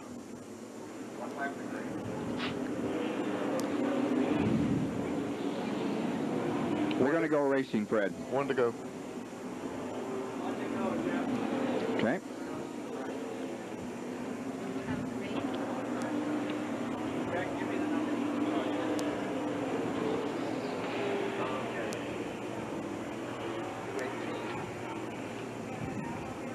How much time, Fred? How did Davey come out so far back on this restart? Got lost in the pits. Yeah. How soon?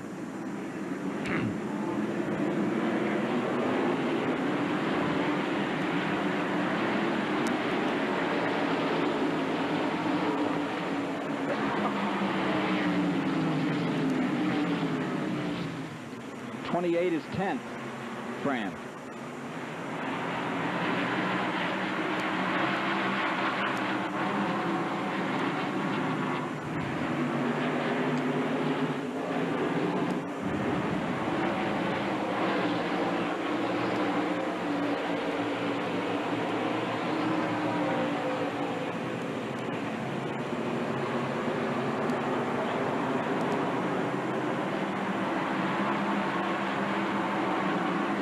laps had been run. Under green, 3 about to be completed. And as they came down to the start, Gant was in first, Wallace second, Earnhardt third, Kyle Petty fourth, Ernie Irvin fifth. Waltrip was next in sixth, followed by Schrader, then Rudd, then Elliott, Davey Allison. Davey Allison way back. Let's see if we can get the story here and go to Chris Economack and what the story is on 28. Davey Allison came into the pits first, and he came out of the pits 10th. The reason being that a lug nut got stuck in the socket of the impact wrench and caused the stop to run twice as long as it should have. He's have to make it up now. There's the story on number 28, Davey Allison, as you see him trying to make up some time, as Harry Gant in the 33 has the chance to get up and do some running for a moment. Right in front of him is Hut Strickland. And Jimmy Spencer's car, number 98, is there, too. Understand that that Travis Carter, number 98, looking for a sponsor again. Tough news on that one. Back to 11th spot is car number 28, Davey Allison. Looks like there's the 30 car right here. Waltrip on the outside of the 11. And they said something's dragging on Michael's car. We'll see if we can see it from the camera shot here. They're having complaints from the on track that there's something dragging. If they don't get it corrected, they'll black flag and bring him in. We can't see it from here right now. And so Pontiac, number 30, running well back present time. 13th position. Ken, down in turn 2, Kyle Petty got right up against the wall. He's got the car going again, but he certainly had it up against the fence. Meanwhile, car number 2, it is Rusty Wallace. Skedaddling and getting by and picking up 3-car length. Oh, we've got trouble down in turn number 2. Jimmy Spencer getting turned sideways right in front of Wallace. And as they get gathered up, Morgan Shepherd dives down on the bottom. A wild moment as somebody tagged the 98, got him sideways, and he almost took the leader, number 2, to the wall. That's a case of the 12 car and the 98 being a lap down, trying to stay in front. The 15 up there, he's down laps. And they were trying to maintain that position in front of Rusty, and they got together and almost took the leader out. So the new leader is number 2, Rusty Wallace, the man who sat on the pole, won this race in '89. It's a real war. Car running slowly down out of the corner, and that's Greg Sachs in the 47. We had a report earlier about Rusty the tow-hound being out on the car. He was so strong early, and all of a sudden the car's back. But I think what we're going to see on fresh tires, the toe end's not going to be as big a problem as it when he wears them on down. Ernie Irvin has taken over in the number 4 car, and with those lap cars out there. Now Shepherd fades high. You see the 33 car, the green and white car of Gant, is fallen back into 3rd. Waltrip is 4th. Earnhardt is 5th. Schrader 6th. Kowicki 7th. Davey Allison up to 8th. And in 9th is Ricky Rudd. Look again at what happened over here in turn 2. This was the lap cars. Here's the 12 car on the inside, up under the 98. They're coming off the corner. They're trying to stay in front of the 2 car that's directly behind them. They get hung up coming off the corner. This is going down in. This is on the front straightaway leading down in there. They get together going in the corner, and it takes them all the way off 2 to get them straightened back out. And there's Rusty Wallace on the inside leading the race. Spencer did a heck of a job straightening that car back out after they got that. So I drove Rusty completely down below the yellow line on the flat surface off the racing surface. And everybody is on the binders a little here, and the 15 Morgan Shepherd moved right back into that hunt right there. So here's the situation for the moment. You have Wallace in the 2 car out in front. Urban is running 2nd.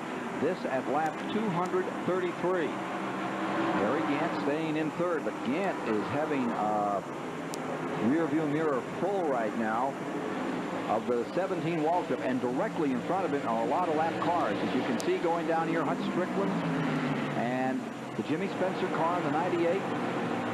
Meanwhile, take a look here. Here's that 28 and the 25 leaning on each other a little for 6th spot. The number 3 is in 5th, Earnhardt. On the outside, Ken Schrader. He's been aggressive and strong all night. He's been really fun to watch. It's great to come out and focus on a car, to find one and bring him on up through the field. And Schrader has given these folks something to really take a look at. Here he is in tight traffic. The 28 down on the inside, getting through to 5th now. Makes the move. He's there, bottom of the racetrack working. Again, that's from 10th to 5th in just very few laps. The lug nut problem with the air wrench, he got way behind. He just showed a lot of strength driving under those cars and just taking lead. And then look at him pull away as soon as he gets out there. And Haviland Ford Zeroing in now on the fourth place car, number 17, Waltrip, directly in front of him. As you ride with him down the backstretch at better than 125 miles an hour on this 3/4 mile track. Wallace stays first, Irvin second, Gant third. A lot of glare out there in that windshield, and as they get more oil in that windshield, it gets worse. Again, it's not only oil. You get oil on there, but the things actually get sandblasted. Even though we're not running the Daytona and Talladega type speeds, that blasting, continuous blasting. See the big black rubber marks it smears on there like you smear chewing gum on something. And it gets so on any windshield during the daytime, it's a problem. And it's a little bit of glare, even though they crank the lights around a little bit, just giving them a little bit of a problem. Did you ever try to drive around something and find out it was a crack in your windshield? Yeah, sometimes you drive around and you find that there's concrete out there. You can't see real good. Here you see Davey Allison still working, and Spencer stays right there from Lake Speed's Trop-Octa car. There's Hamilton directly in front of him. Hamilton in that tremendous war with Musgrave for Rookie of the Year honors this year. They've swapped it back and forth, swapped it again at Darlington. Seems like every time we get a battle going, there's something happening. The guys stay within very few points each other. And here we are on a night where Earnhardt's off some, Ricky Rudd's off some. They're right back there mixing it up, and they're in the points battle too. 18th position is that Pontiac Lake Speed, the Cale Yarborough racing team, and directly in front of is Bobby Hamilton's car. We heard last night during the Busch race that the spotter was really helping them out. That little bit of blindness right there, that little bit of hesitation. We got a car spinning down the main straightaway. It is Michael Waltrip loose, coming across the start-finish line, bottom of the racetrack, no flag out. There is no caution being shown. We've had 6 cautions to date, but that was not one of them. Both he and earlier Dale Earnhardt have spun down out of turn number 4. Michael Waltrip in the Pennzoil Pontiac continues on his way. Look again at what happened to Michael Waltrip here. He's already got the car turned around coming off turn 4. Thing makes a 360, backs back around and heads in the right direction. Shifting gears right here, grab another gear. Let's try it one more time. Head off down to turn 1. 13th position was Michael Waltrip when things began to break loose on him.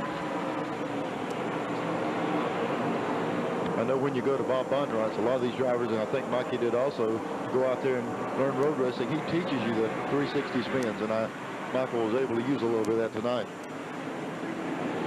Davey Allison zeroing in on the front 3. Wallace leading, Irvin second, Harry Gant third. 243 laps are complete. Again, we were talking just a while ago that Davey was closing in on Darrell Waltrip.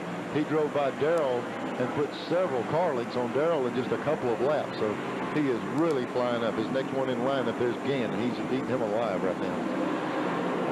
7 lead changes among 7 drivers thus far in this fracas.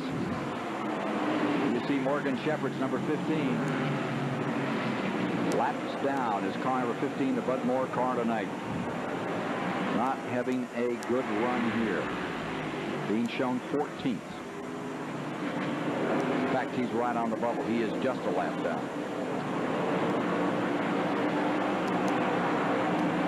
Here's Waltrip in the 17. He's being shown in the 6th position. Darrell, you have any problems with the lights here at Richmond? The lights are in your eyes coming out of turn 4. That's the biggest thing. It's got a real bright spot as you exit turn 4. There late in the race when I was racing Harry again, I couldn't see Harry coming out of the corner, and it wasn't because he was too far away from me either. Just got a blind spot there. Otherwise, track conditions didn't really do anything unexpected. The track stayed fairly comfortable, fairly tight, and we were able to run a little bit higher last night than I think we maybe could have had if it had been a daytime race. So a couple of little things, but not a lot. Again, and they were referring to the Busch race last night. You know, like we were talking about, a lot of the Winston Cup drivers ran that race, and they learned some things last night that they were applying to the race tonight. There's that Schrader car moving in on Waltrip. He has to be real concerned here if he wants to start to move into this thing better than halfway, coming up on 250 complete in a couple of laps. Waltrip stays in 6th, but Schrader in the 25. Now they both have Hendrick motors. Randy Dorton takes the credit for the 25 motor, and it just says Hendrick Stables on that motor in the Darwall car, number 17. But every now and then I see Randy Dorton's head under the hood of Darrell's car, so Darrell made the deal when he put his team together to purchase all of his engines from Hendricks, and that's the engines that won races for him. So Hendricks is giving him real strong power plants. Closing it again, Schrader. Jimmy Spencer's 98, a lap car just barely in front of them. Spencer's running 17th on the field. There you see him, and then you see the Waltrip car in 6th, Schrader in 7th. Swap up in front. Give that 3rd spot to Davey Allison now in the 28 car. Gant falling to 4th in the 33. It continues to be the man who's set on the pole. There's a $120,000 bonus if Rusty Wallace can pull it off tonight.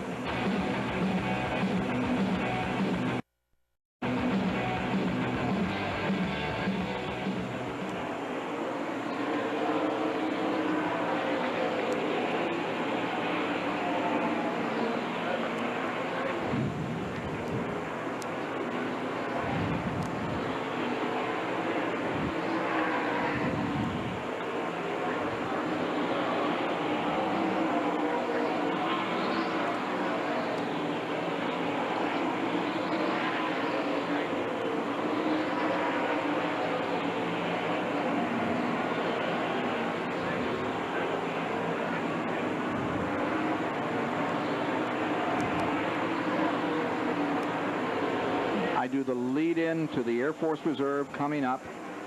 He says, thank you, Ken. I take it back and throw it to Mike. Got it.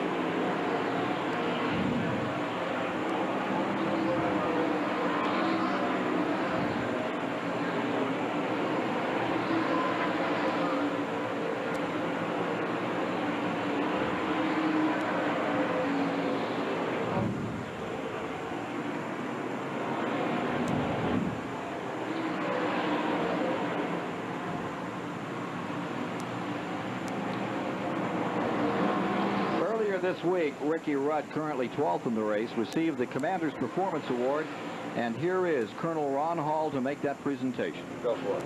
Thank you, Ken. It's a great pleasure to be back at Richmond for another Air Force Reserve Commander's Performance Award. And with me today to receive this very special award is Mr. Ricky Rudd, currently 2nd in the NASCAR Winston Cup Points Series, having a close race for first place with Dale Earnhardt. We wish you the best of luck, Ricky. I know that finishing in the top 10 13 times already this year has pleased you very much. The Air Force recognizes this excellence. It recognizes the teamwork it takes to maintain this excellence, and we're very proud today to present you with the Air Force Reserve Commander's Performance Award. Congratulations. Thank you very much, Colonel. Just like to thank the Air Force for this award, and the Armed Forces, everything they've done, not only for me, but for this country this year with everything going on in the Middle East like it was this year. These guys in the Armed Forces, they're my real heroes, and it just makes me proud to be able to accept this award. Earlier this year at Darlington, still up here in the lead lap, car number 5. He continues to fight his way through this field. There's Rick Wilson coming up to run with him. Wilson just off. Let's go down to Mike Joy, the STP Pit Center.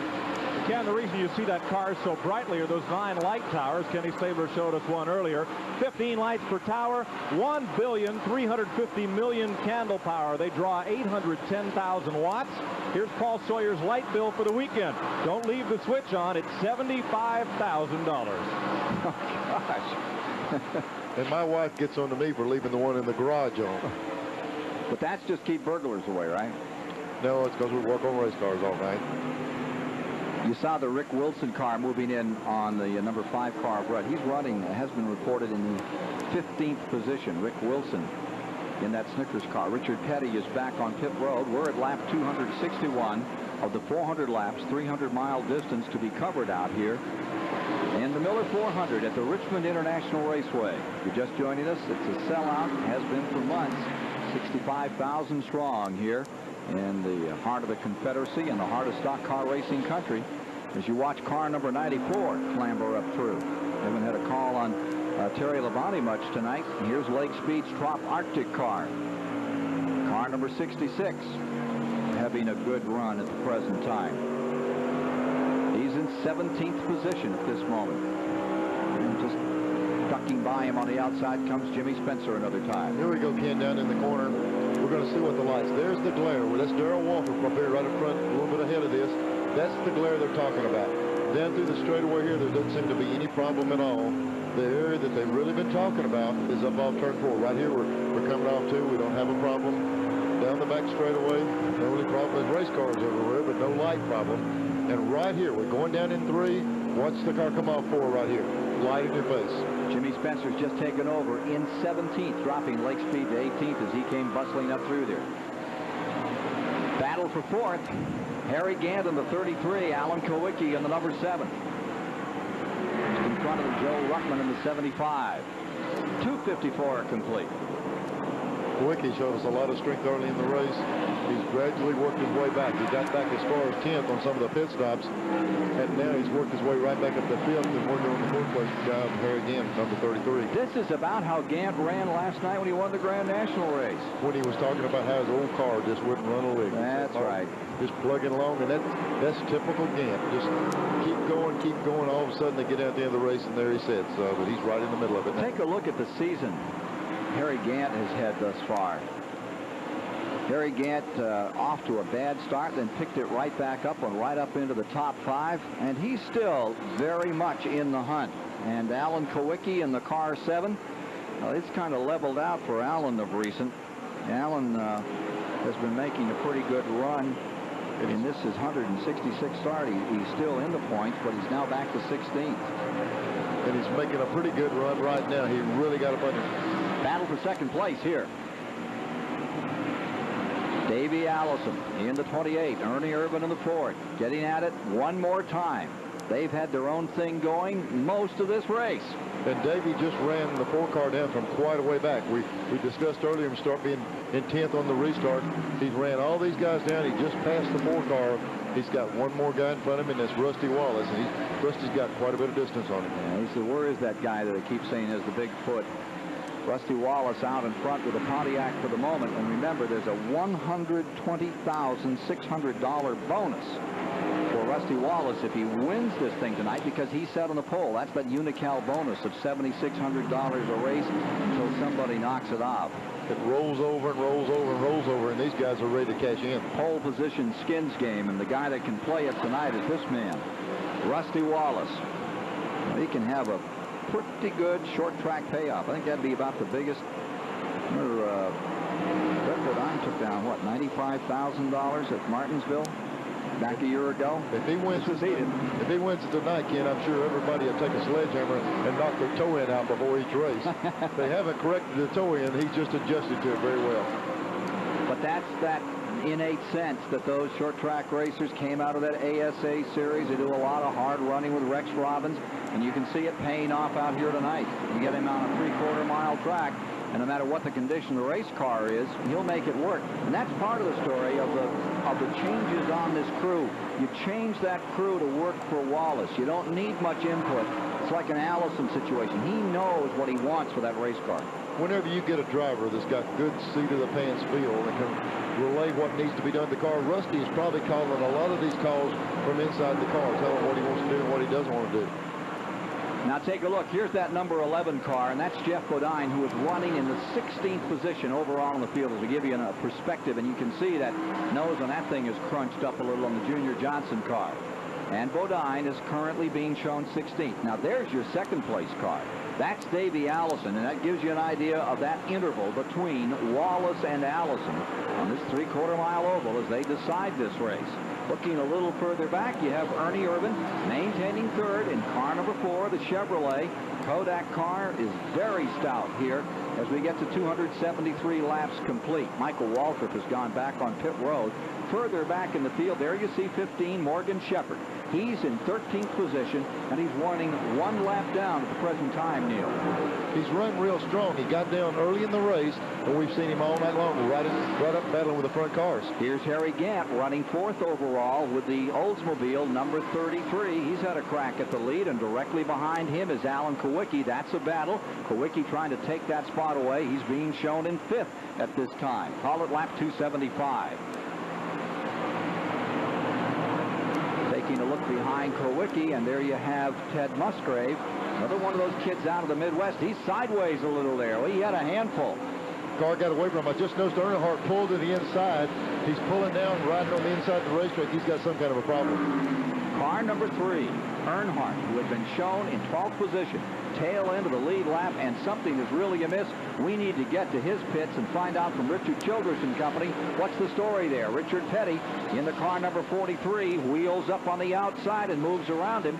Richard's running 28th on the field at the present time.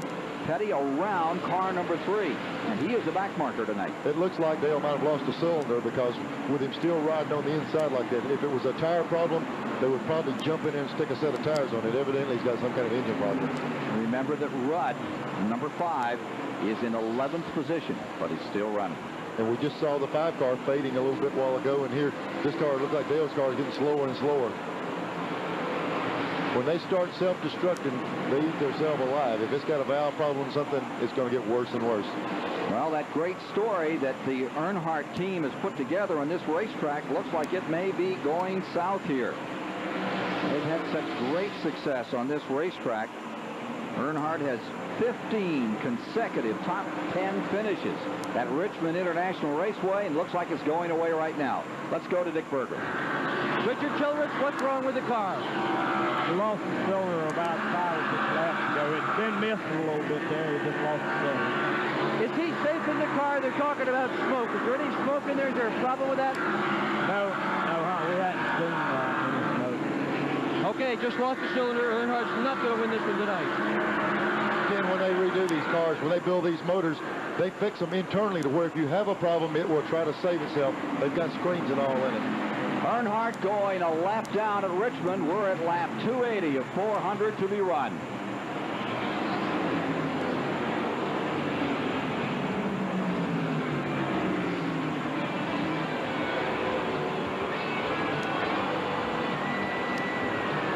On my sheet, it says we need to do 3 of those cruise things during, plus the setup and the payoff. Not 3 total, but 5 total.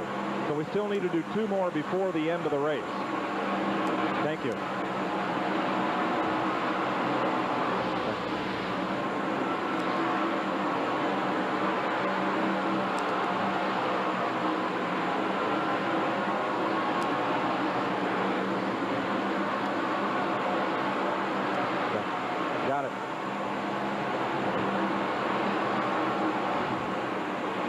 Ken, we never told them, but the 6 car is back on track for people who want. No, we got to get that in. Okay.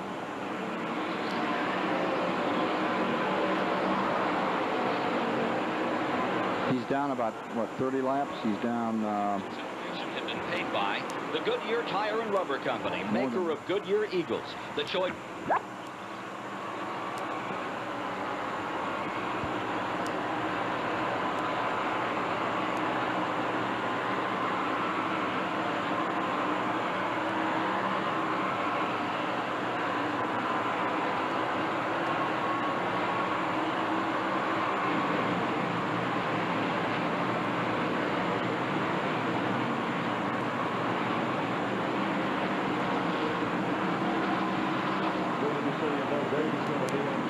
In about 8 or 10 laps at the longest. He's all over him.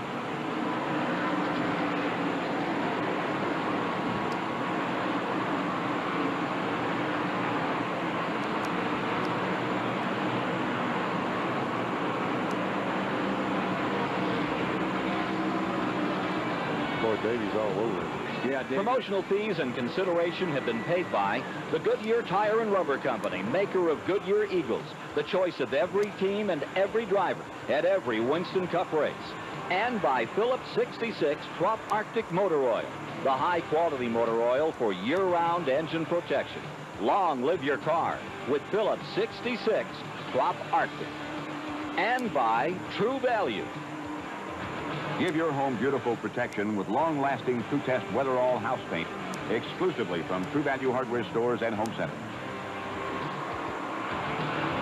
287 laps complete at Richmond. Rusty Wallace continuing to lead. Davey Allison, Ernie Irvin, Harry Gant, and Alan Kulwicki. Down here in the STP Pit Center, we've been keeping track, and nobody's been able to sail away too far from the field. But Davey Allison, during one long run of green flag racing, eked out a margin of 6.4 seconds. So we'll erase Rusty Wallace, and we'll pencil in Davey Allison on this check that goes to the Richmond Area Mothers Christmas Fund. Ken? Thank you very much. Here you see the number 2 car in front, but the number 28 car is right there. He's close to within 3 car lengths. I think we may be getting a caution. I see a light coming out on the pace car. Now the flag is coming out as they come to the line. We had a lot of smoke from beneath Kyle Petty's number 42. He has dropped to the bottom of the racetrack. I'm not sure if that is what has soured this race, but there is a caution out, and it may be he was dumping some fluid on the track. Kyle Petty running very slowly. Right behind him was Greg Sachs, and it has brought out the 7th caution of the night at lap number 289. 289 complete. Kyle had a real good thing going in 12th position, staying in the lead lap. He grazed the wall out here. Let's take a look and see if we can, maybe some parts and pieces left. They got it up against the wall, up in the loose stuff, and it's hard to see the stuff flying off the back. Is just debris. That's off of turn 2 over there. A lot of fire flying up by something dragging out of the car. Some parts came off. Looked like it might have been part of a brake rotor come off the car. Well, there was some smoke right after that coming down the chute. Make you think that maybe something had gone amiss underneath, but not the case. Let's go quickly to Dick Berggren. Leaders in the pits right now, and this is to stop Rusty Wallace. Really wanted to adjust the front end of that car. The toe-in still is not right. They really need it. They did not want to take the time it would have taken to do it. They have not adjusted the front end so far. They've changed 4 tires. Rusty's gone. Car's still not right. Let's go to Ken Stabler. Ken, I'm standing here with Kenny Bernstein. Kenny, I know that you're heading up a fundraiser for a terrific cause. Can you give us a little rundown on it? Yeah, real quick, it's the NASCAR drivers versus the drag racing stars. September 17th, Tuesday night in Charlotte Knight Stadium. We played last year. We happened to beat them. This year, I know they're going to come back strong. It's for J.D. McDuffie and the Miami Project. We appreciate people coming out. Well, those guys ready to play softball a lot like they drive. Don't they kind of wide open? Let me tell you something, they're tough and they're young. A great cause. Kenny Bernstein, racers helping racers, people helping people. Who did he say was young? That's what I didn't get. Was it the NHRA group or the Winston Cup group, Neil? Well, it kind of goes up and down. There's young and old on both sides. I met John Forrest, and I think a couple of our guys rolled him over playing catcher last year, and he's wanting to get back even with us. They made a lot of money last year with that. It was a great cause, and it was really well done. For Darrell Gwynn last year, and this year's McDuffie and the Miami Project. For the moment, after these pit stops, it is Rusty Wallace being shown up in front. Second place is being shown as Davey Allison with Ernie Irvin in 3rd, Harry Gant in 4th, Alan Kulwicki in 5th. We'll take a break and then be back for the restart here at Richmond International Raceway.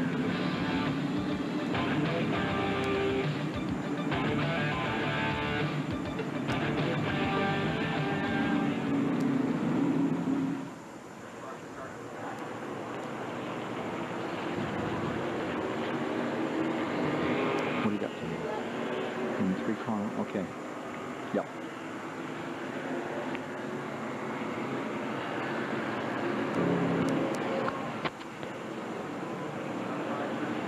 Penalizing 2, 17, and 28. Speeding on pit road. The leader is being penalized. He said 28 also. 2, 17, and 28. Let's see what's going to happen here. I don't see any light coming on as they come underneath them.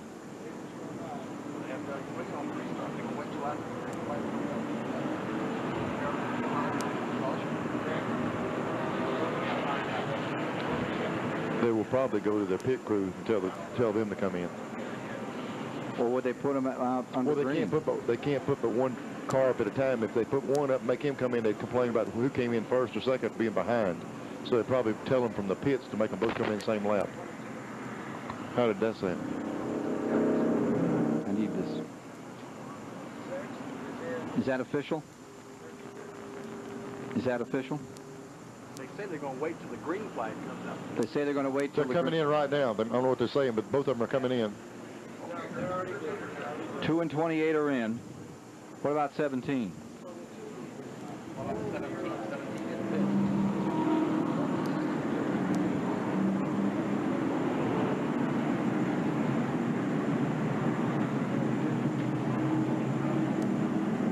Yeah, we got that. Now, can they make it the rest of the way? 294.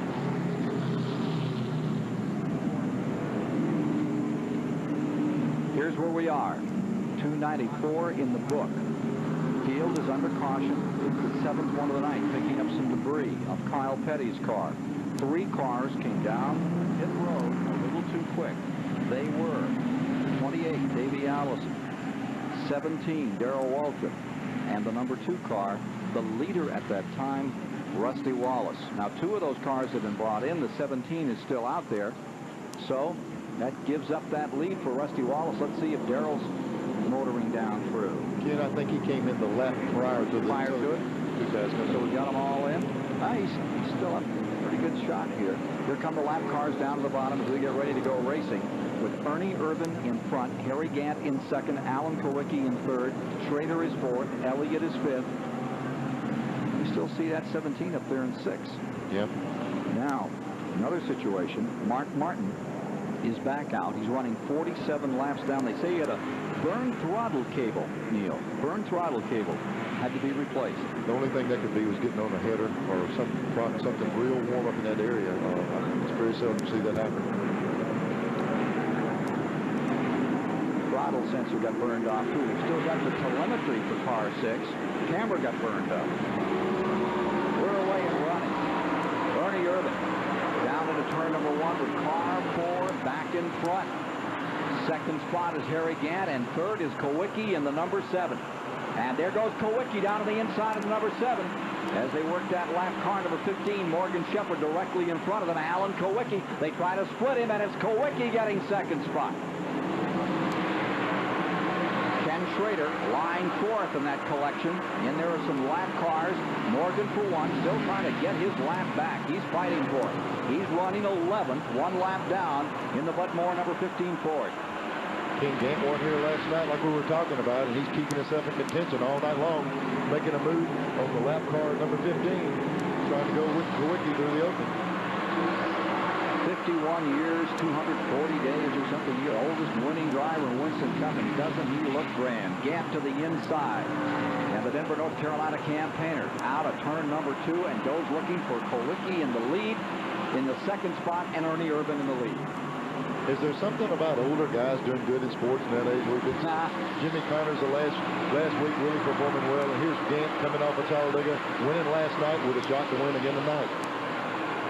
Kyle Petty coming back on the track as they scoot around him over in turn 2. Kyle is back out once again after that brush with the wall. Irvin now has a 2-3 car length advantage. 300 laps are complete. 300 down, 100 to go. Richmond International Raceway, a Saturday night special. Great shootout, and here's how the race has gone. Wallace getting out in front early. Richard Petty under a caution taking the lead. And Earnhardt dominating for some time. Alan Kowicki got a shot at it. Ernie Irvin. Davey Allison came up and led for a bit. Then following that, Harry Gant got a crack at it, followed by Wallace. And now it's Ernie Irvin's race to win. 301 are complete. From 294 to 391, it's been Irvin in the number 4 car, and big story is Earnhardt having problem. Looks like his car swallowed a cylinder. Look at Davey Allison down there, and Jimmy Spencer shooting right along the outside. There's Dave Marcus's 71 right in the midst of that. He's running 21st in car number 71. The hard thing to do right now, Ken, is Davey got a car that came from way back in the pack, got right up there in contention for the lead, penalized. He's probably a little bit hot right now. He's going to have to just really use some caution getting to the front. He's still got a chance to win this race. Front 3 collected in turn 1. Irvin, Kowicki, Gant. And here comes Alan Kowicki to the inside, going for turn 3. nudges it down to the bottom of the racetrack. Nestles that number 7 right down in that low groove. The 4 car's shown a lot of strength on the outside of the racetrack, but Kowicki's got preferred position right now. 4 car looked strong out of 2 earlier in this race. Remember, he'd always come out of 2 and have that little hop. Jump that thing back in front of that Ford. When they handle down the straightaway, they're a lot of fun to drive. Top 3. Here comes Kowicki back on the inside of this battle for the lead. 305 laps complete. It's a tremendous dice for first place. And poor old Harry Gant just trying to bide this time right there all over the 2 of them. Alan Kowicki, what do you think the key to victory is here at Richmond tonight? I think handling's the key. I think you've got to be smooth and consistent and be there at the end. We've had a fast car here a lot of times. We won the pole a couple times, led a lot, but I haven't won here. Kept me handling well with everything intact at the end of the race. This is the same car in which he won Bristol, this car number 7. And Neil, that is a strong racer. It is, Ken. There's really no comparison between the 2 racetracks, but a lot of times you'll get a race car that'll work anywhere it goes. I'm sure he brought it here because it's one of his favorites. That battle for the lead has him standing up here all around this Richmond International Raceway as Kowicki leads. Honor Irvin in number 4 out of 2. Sometimes they drive better with 8 wheels on them. Here's Ernie Irvin again down that back straightaway. He seems to have the advantage, and Harry Gant stays right there. 3-car dice for the lead. Watching all of this, Schrader back and forth. Schrader is about a quarter of the track behind this trio, battling for the lead. Once again, Kowicki to the inside. Ernie Irvin on the outside. Ken, I think the guy in the driver's seat, these 2 guys running side by side are using up a lot of tires. I'm not so sure Gant, whenever they sort this out, won't be able to jump around the 2 of them. They're really working their cars hard side by side. Alan Kowicki looking for that 4th career win. Stays right on the bottom of the racetrack as you watch it live here on TBS. Outside, don't forget, Dodgers coming up tomorrow. I'm worried about these guys dodgering each other right That's here. right. You got to be a Dodger out here right now. You're going to be in big trouble. Ken, they're running so close, they remind me of one of my favorite Saturday night short track public address lines. They're so close you couldn't slip a shadow between them. I think Chris Economaki said that 50 years ago, Mike. How are we supposed to remember him? Here's that 7 car getting covered for the moment, and here comes Gant, just like you said. Again, however, that inside groove, if they dive down, that seems to work for just a moment in turn number 3 for Alan Kowicki. Then out, a hard hit, and here goes Kowicki. Out of control. Gant gets taken out. The front 3 all down. A break for Schrader. There's Schrader dodging through. Ernie Irvin is underway. Caution is on the track. How about that? Oh, my heart. The front 3 getting collected in turn number 1. Gant kept going out of that deal. He was one that kept moving. I don't know if he's hurt or not. You can almost see it coming. You know, they're running so hard, so close together. And again, how fast do you dive into turn number 1? About 130 miles an hour. Take a look again at what has just happened at lap 311. This is nothing uncommon. We've seen this lap after lap after lap. They're trying to maintain this as low a position as they possibly can. The right front of Kowicki's car got in the right rear. He tried to turn the car left, backed it around. Morgan Shepherd trying to get a lap back, nails the 33 car Gant. Gant spins out of this, shifts gears, and actually keeps going. And there goes Schrader right down among them. Take another look from another angle. Here we are. We see the contact getting in the corner. Right here they touch a little bit. Kowicki cranks the car left to try to get off of him, but it's too late. They've already, right at that particular point, you could reach over your finger and turn the guy around. He's got his car so far down in the corner. Gant gets in the middle of it. As you said, Schrader comes through, but the amazing part about it, Gant's car, he did a heck of a job of driving or had both eyes closed, but he straightened her out. Oldest Saturday night story in racing. He came up on me, he came down on me. You've heard that forever on a short track on Saturday night, and it's happened to the leaders here at Richmond. We'll be back in a moment with more.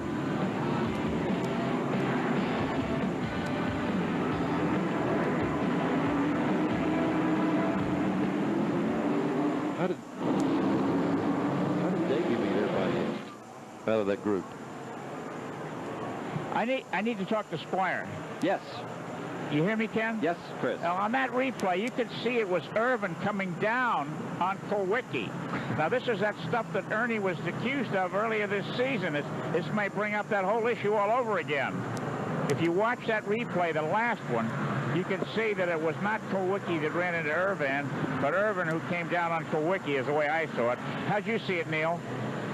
Well, it looked like they both wanted the same piece of real estate. It's hard to tell. Well, I know that, but... It was a combination. I think he was showing him up and Irvin coming down.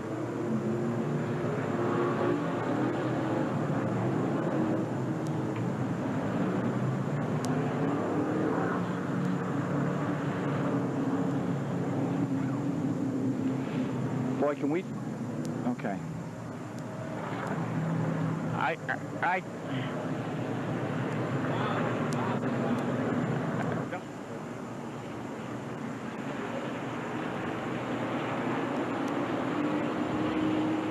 Yeah.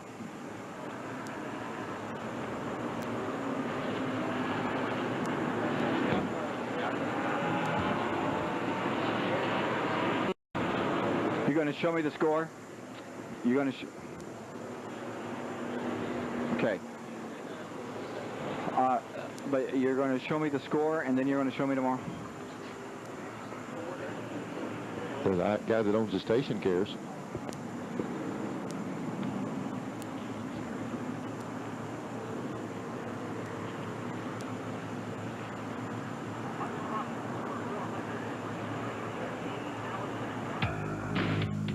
Autolite presents the race within a race. The rivalry between Ford and Chevrolet has spanned the entire motorsports world for years. Been a part of NASCAR's appeal. Bragging rights, it's the best manufacturer in Winston Cup racing. Past and present NASCAR teams have grown out of this long-standing rivalry. There was Holman Moody in the old days, and then there was the Wood brothers, still very much there, and Bud Moore. For Chevrolet, there was Junior Johnson, and currently, Richard Childress, and a guy like Rick Hendrick. Certain drivers have been synonymous with manufacturers. Like in the old days, the Golden Boy, Freddie Lorenzen for Ford, and a guy like Parnelli Jones out there at Riverside, and David Pearson, the Silver Fox. Ned Jarrett drove for Chevy and for Ford. Chevy drivers included Darrell Waltrip and Rex White. Chevrolet and Ford have fought for NASCAR's Manufacturers Championship for 42 years.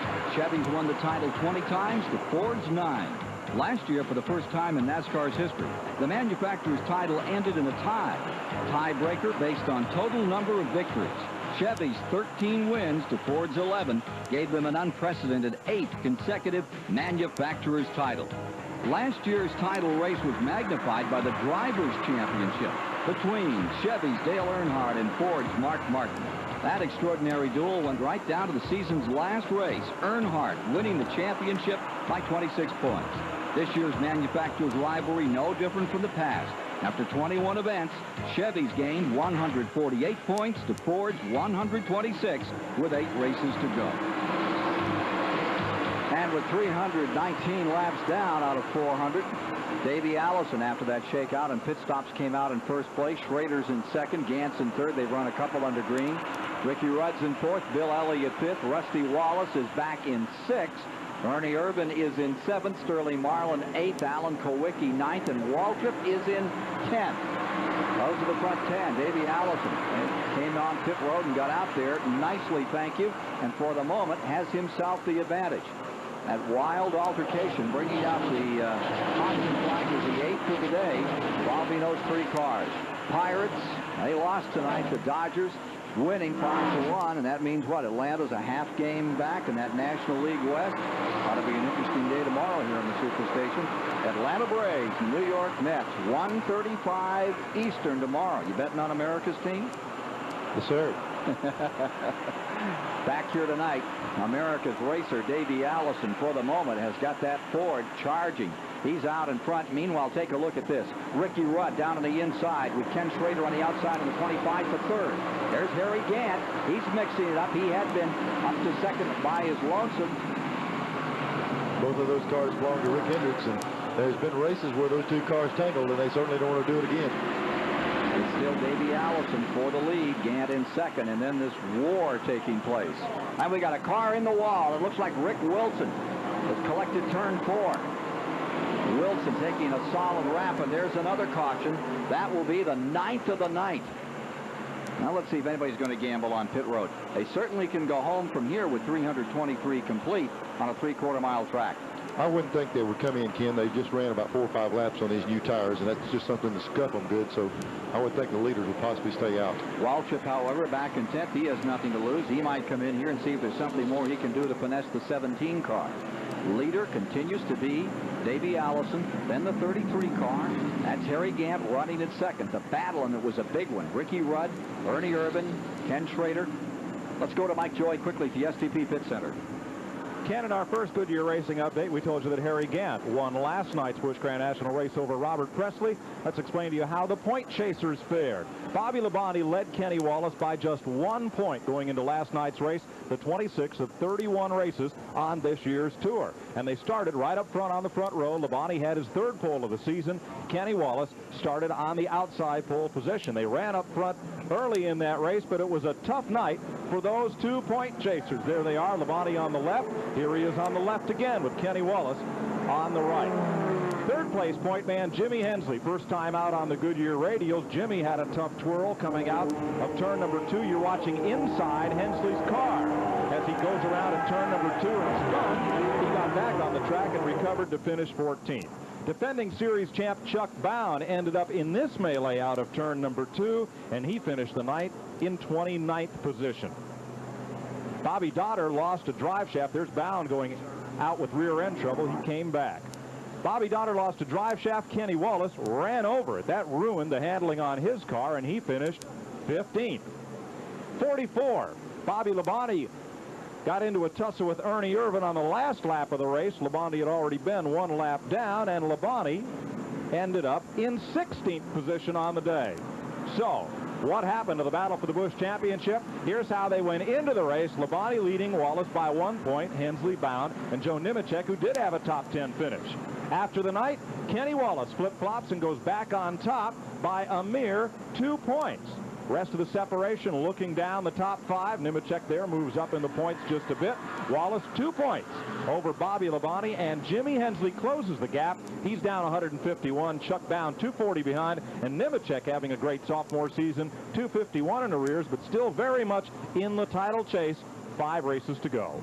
And they're off to Dover, Delaware for their next one. Ought to be a good one up there.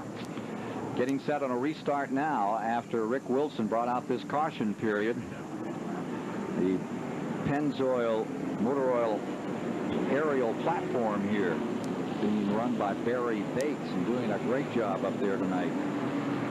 Larry Carp, the cameraman, getting us some great pictures. 65,000 folks here. If you're just joining us, this is Richmond International Raceway. And on TBS tonight, Winston Cup Racing, Davey Allison with an opportunity to win here for a 2nd time on this 3/4 mile track. Harry Gant trying very hard, put that Ford down a spot, put that Oldsmobile in the black and white checkers down here at the start-finish line. Ricky Rudd in 3rd, Ernie Irvin 4th, Schrader is 5th, Rusty Wallace 6th, Alan Kowicki 7th, Darrell Waltrip in 8th, Bill Elliott 9th, Sterling Marlin in 10th, with Dale Earnhardt 1 lap down in 11th as the green flag comes out. 328 of 400 laps complete. Ken, that's a demonstration of that power of Robert Yates' motors right now. Even on the restarts, he just pulls away as he goes up through the gears.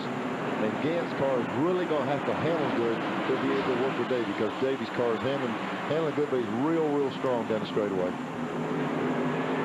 Well, Davey Allison is trying so hard. He's bounced that car off the wall since the last pit stop. They say the car is all right, but Davey is really worried about Gant. He radioed in and said he is really strong. He does not want to see any yellows.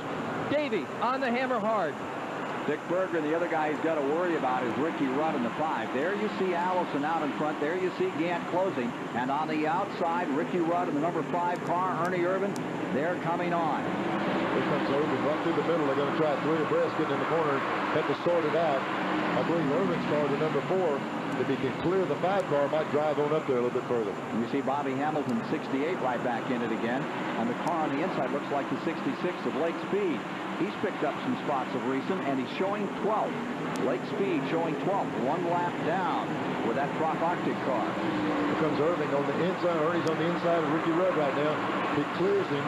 Now we'll have to see if he's able to close the gap up to the leaders. And here comes Hamilton getting some running room on the bottom in the 68 car. He's 13th on the field. 66 and 68 have had a pretty good dice on and off all evening. 66 being Lake Speed, the Mississippi driver, and Bobby Hamilton, who won here in Grand National competition a couple of years back. One thing that's entered right here in this very shot is Rusty Wallace in the black car behind the two side-by-side cars. He's got the potential to move up there, but he's boxed in behind these two cars. He's got to get around them pretty quick. We've still got 70 laps to go, but you can't let someone like Davey get a big lead on you. Rusty Wallace running fifth, closing down on Ricky Rudd in fourth. They work on Bobby Hamilton. And there you see the 4, Ernie Irvin in third. 12 lead changes among 8 drivers thus far tonight. And that $120,000 bonus, a big carrot hanging over the front of car number 2. 334 down. $120,000. It will make you stand on the gas pedal just a little bit harder. Trying to work under Hamilton. This is the kind of track where Hamilton is at his best. He grew up over there at Nashville on those high banks. He knows how to get around these things. He's doing a good job right now. Bobby Hamilton in the 68 car. Tim, we watched him win a race here years ago. They went in the Busch Series. Grand National. Great one. Now there's the 2 trying to move the outside. Now comes back to the inside out of 2, but he's got all he can handle. And remember, that 68 is running for position out there. He's in 12th. He just has to pull over and get completely out of the way, but Rusty sure needs to clear this car. He's got him now. If he can get him in 1, he seems to have him on the high side, and Hamilton will give him room. Hamilton's coming right back and attacking, but coming off 2, there's Wallace on his way. See what Ricky Rudd can do here next. Rudd trying to move through. Hamilton fading up just a bit, and down to the inside moves Ricky Rudd in another of the Hendrick cars. Waddell Wilson prepared machine here, the number 5.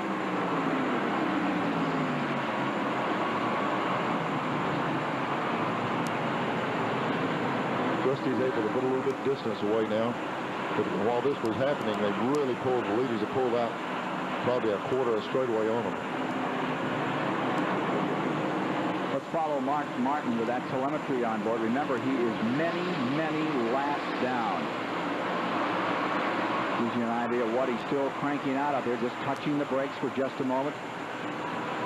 Ford Electronics giving us an idea of what it is to run on a 3/4-mile track like we have here at Richmond. It's been a real help. That car damaged like it was early in the race. We were seeing 82 and 8,300 RPM. He turned about 81 down through there then, so the car's still got a lot of strength in it.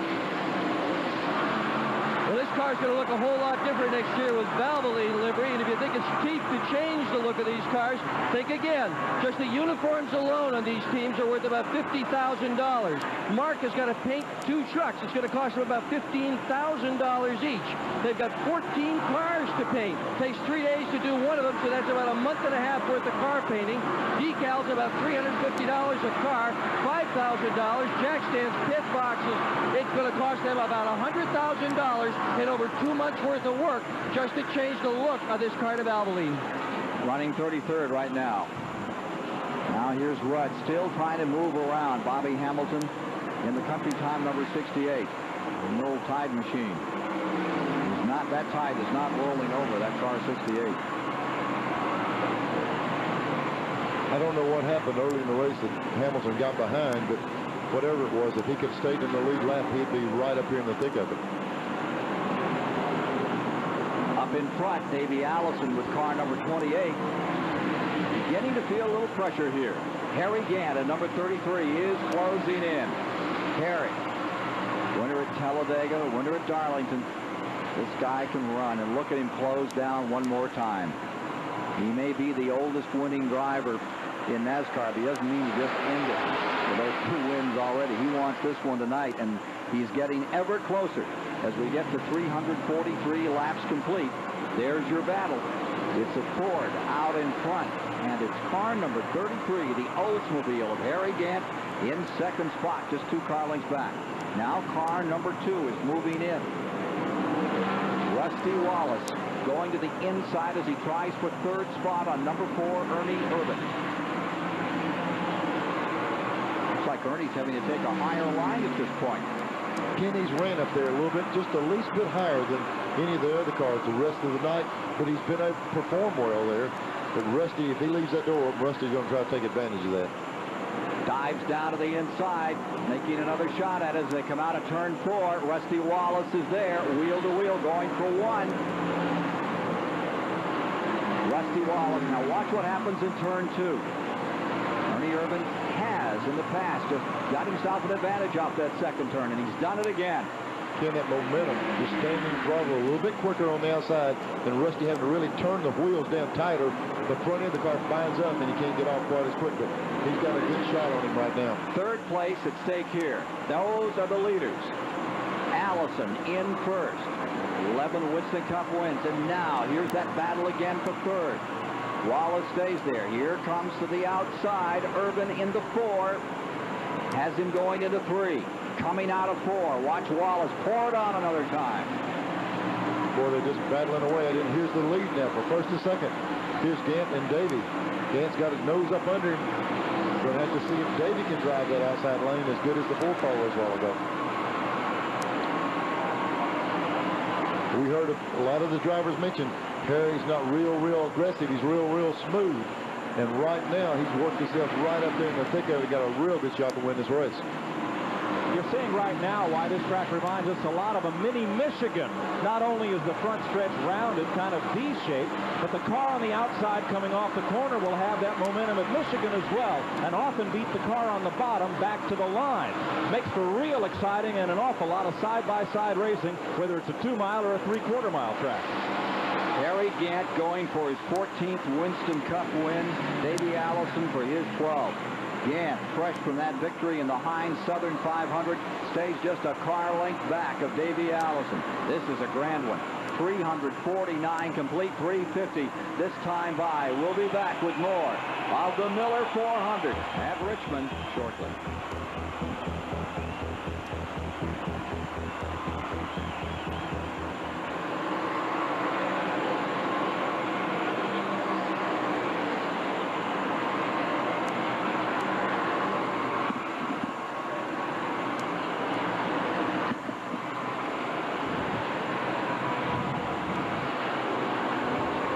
Davey looks like he's getting a little bit loose.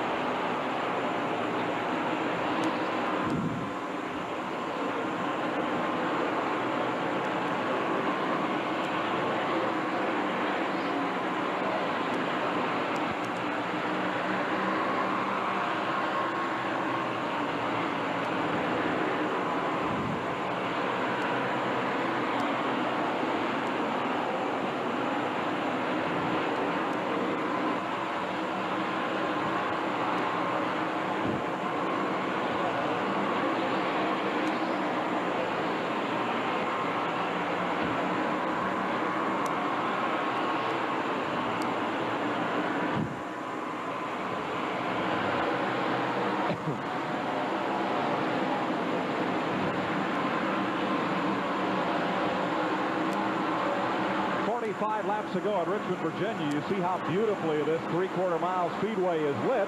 Down here in the STP Pit Center, we ventured out, did a little walking around, and saw how the crews are coping with night racing. The left side of the car, when the car comes into the pits, is not as well lit with the light coming to the right. So some of the teams use reflective tape, and others even mixed in a little bit of reflector paint in with the glue that holds on the lug nuts, and they shine a big light on the left side of the car so the crewmen changing those left side tires can more easily hit the mark in the relative darkness on that side. They're making it work. And you're showing us a pretty good show out in back of you there, Mike. That's that 66 car giving us those pictures, that top octa car, which is running 13th. And right directly in front of him is a darn good scrap. For 7th place, Darrell Waltrip is there, and Ken Schrader's trying to take it away in the 25. Watch this one, Neil. Blake's car has been running good. He's been running well all night long. There's Schrader down on the inside of Waltrip trying to get under him. Struggle for 7th. 3:58 complete. Here comes Schrader another time. Remember how quick Schrader was earlier? And Waltrip has his hands full. He's having a saw on that thing now. Car got loose on the outside. Darrell's car really got loose coming up off the corner, and that might be the factor that lets Schrader get on the way right here. Can't match that throttle down full speed when he needs to up off the corner. Tell you what, and look at him come back out at 2. How many times have we seen that shot? Seen a lot of shot up 2 as the cars really make a burst up through there. Most popular driver for the last couple of years, and I wouldn't be surprised if he did it again this year. Good remarks about J.D. McDuffie over in Michigan. Really got to the heart of the matter, didn't it? It sure did. I spoke to a lot of people. Here's your battle for the lead. Allison in first, Gant right there in second. Any other cards to play? We're going to find out in a moment. Here's Chris Economac. I'm here with Andy Petrie, Harry Gant's crew chief. What's Harry saying on the radio? Can he take him? Well, he's not saying anything. I think he's working pretty hard trying to get by Davey right now. He's got his hands full with Davey. I don't know if he can beat him or not. Okay, there you have it from Harry Gant's crew chief. The hard battle for the lead on the track right now. Ken, the biggest problem I see Harry's got, he was way back and he was able to run Davey down, but it was on the high side of the racetrack, the very tracks Davey's running in right now. You can see Harry make a big run, but it's hard to get on the inside to it. Davey's running right where Harry needs to be. And Neil, just in front of them, about to go 2 laps down, is Earnhardt. He's just hanging on out there. He's still running 11th. They're probably just hoping that doesn't go completely up so that they will finish the race. 10 cars remain in that lead lap. Allison and Gant first and second. Wallace in third. Ernie Irvin in fourth. But here's the story for the moment. Davey Allison trying to pull this race out of the fire. And Harry Gant, his idea of a vacation is to go build a roof. He's a rocker, you know. You think of him as an older gentleman. Of course, that's a sheet rocker, and those are the toughest guys there are in the construction business, as far as I'm, except for you folks that used to be in the plumbing business. Pipe fitting, please. Pipe fitting, I beg your pardon. But I remember Harry, when they talked about when he used to work on homes, he'd reach up and grab the rafters with his thumb and his fingers and just do pull-ups off of the rafters, and Harry could probably still do it. He's pretty stacked. He'd like to do one more pull-up right now, right around that number 28. Harry Gant closing in on Davey Allison as they put another lap on Joe Rutten. Laps complete. Now we're getting down to it, folks. This is going to go, it looks to the wire, 365 down, 35 laps to go. These are the 2 guys that are out in front. The 3rd place car, Rusty Wallace, he needs a caution flag here. He is about a straightaway behind this pair. He's back a ways. There's those 2 leaders. Back in the main straightaway. And for the moment, Davey Allison gets a little bit of a breather. Almost 3 car lengths. Whoa, it's a walkover. Ken, let's go down to Davey's pit with Dick Bergeron and see if we can see what Davey's got on his mind right now. Well, I was just Chief Larry McCradle. You got anything more for Kent than you've shown so far? Dick, I really couldn't understand you. Right now, we're a little bit loose off, and Harry knows it, so he's going to try to keep him loose, especially on the exit of the corner. It's one of those catch-22 situations. As long as we can stay out front, we don't need a caution. Obviously, if Harry gets by us, we do need one. Got about 30 to go. We just have to see what happens. A lot of tension down here. When he says Harry knows that Davey's loose, he's going to try to stick the nose of that Oldsmobile just as close as he can to the back bumper of that Ford. If he can keep that bumper shoved up under the back of Davey, he's going to create even more looseness on his car. So he's got to keep the heat on Davey. If Davey can break away a little bit, he's going to be all right. But Harry's going to try to keep the heat on. Take a look at the interval between the front 2 and the car running in 3rd spot. There he is. Rusty Wallace, the man who set on the pole, who has $120,000 in the balance. Extra dollars if he can pull this one out. But he really needs a caution here. Best I can tell, it's about $10,000 a car length where he's sitting right now. Fourth spot is Irvin. Fifth spot is Rudd. And take a look at this battle for fourth. Here's Ernie Irvin, now under pressure from Ricky Rudd in the number 5 as they put a lap on Brett Bodine in the Kenny Bernstein car.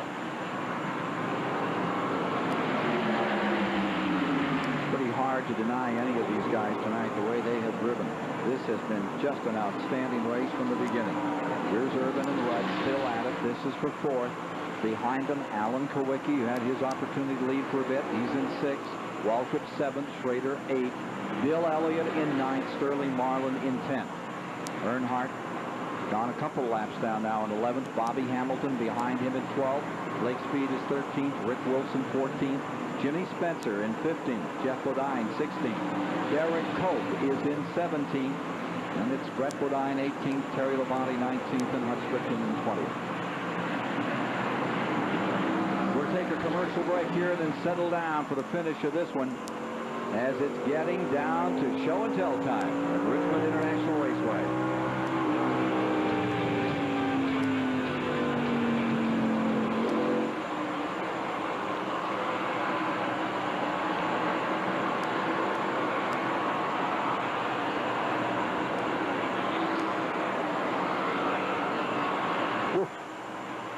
Whoa. If Gant could ever get around Davey, he'd drive away from him. He just, Davey's holding him up. He's loose right off the corner. He's about to run over him off the corner.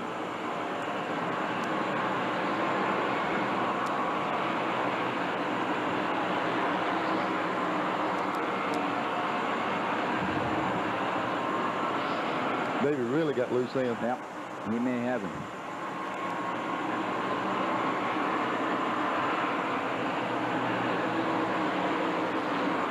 Watch this motor on Davey out here.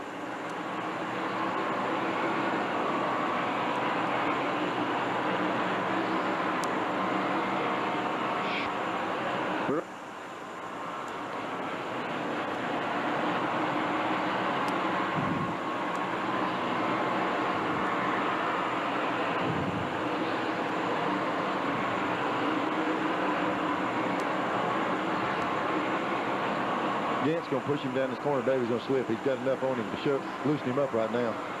Oh, Harry tried him high. Yeah, just to fake him out, just to pull him out. Thought he might do it, yeah. I'll pull him loose. Yeah.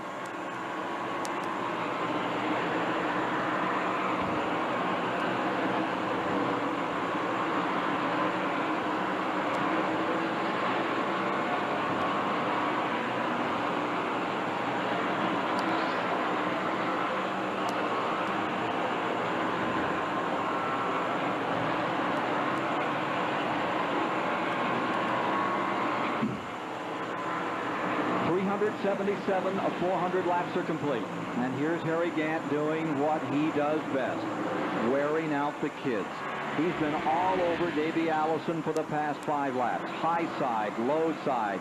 Just keeps throwing those pitches as if he is going to try and make a pass, then stays right there. Twice he's pulled up right alongside. Hasn't quite got by. In turn number 2, that Ford pulled away from car number 33, that good old strong Oldsmobile. What a great battle. Ken, let me tell you, Harry knows exactly what's going on. His key, his best, strongest suit right now is to keep the nose of that car behind Davey. If he can get Davey loose in that particular part of the corner, he can drive up there. He's made several runs like this. He can get completely up beside him, but Davey really pulls him off the second turn. We'll just have to see if Harry can work by him. Harry's down to the bottom. He sticks the nose out in front this time around. Look at this scrap for the lead. 379 complete, 380 at the line this time. Ken, when we're talking about horsepower, we're talking about 2 of the best. Leo Jackson cranks out some tremendous motors in that car of Gant's, and Davies, we see what it's capable of doing. Leo Jackson for the 33, and of course everyone knows about Robert Yates who knows anything about racing with that car 28, and they're still side by side. Harry Gant has never won 2 races in a row in his career. Going for it here tonight. Allison on the outside, Gant on the inside. It's a grand one. 20 laps to go. Live here on TBS tonight. This is the battle for the lead. Coming up on lap traffic, Ken. We're going to have to see if this enters into it. There goes Gant. He's got a move on him. It's the best shot he's had off 2 on him all night. Got him. Now let's see if he can move away. You know, the report that Davey was getting loose. When you're loose, the guy behind you gets in trouble. Look at this. Allison right back there, but did you notice the nose on the 28 just wouldn't stay down? Mashing that throttle, and the thing's trying to break loose on him. If Davey's got a loose condition, he's going to have a hard time. The longer he runs, the worse it's going to get. And it looks like you could see there the evidence of it on the 1988 winner. Meanwhile, here you see Andy Petrie and company for Jackson Racing, Precision Products out in front.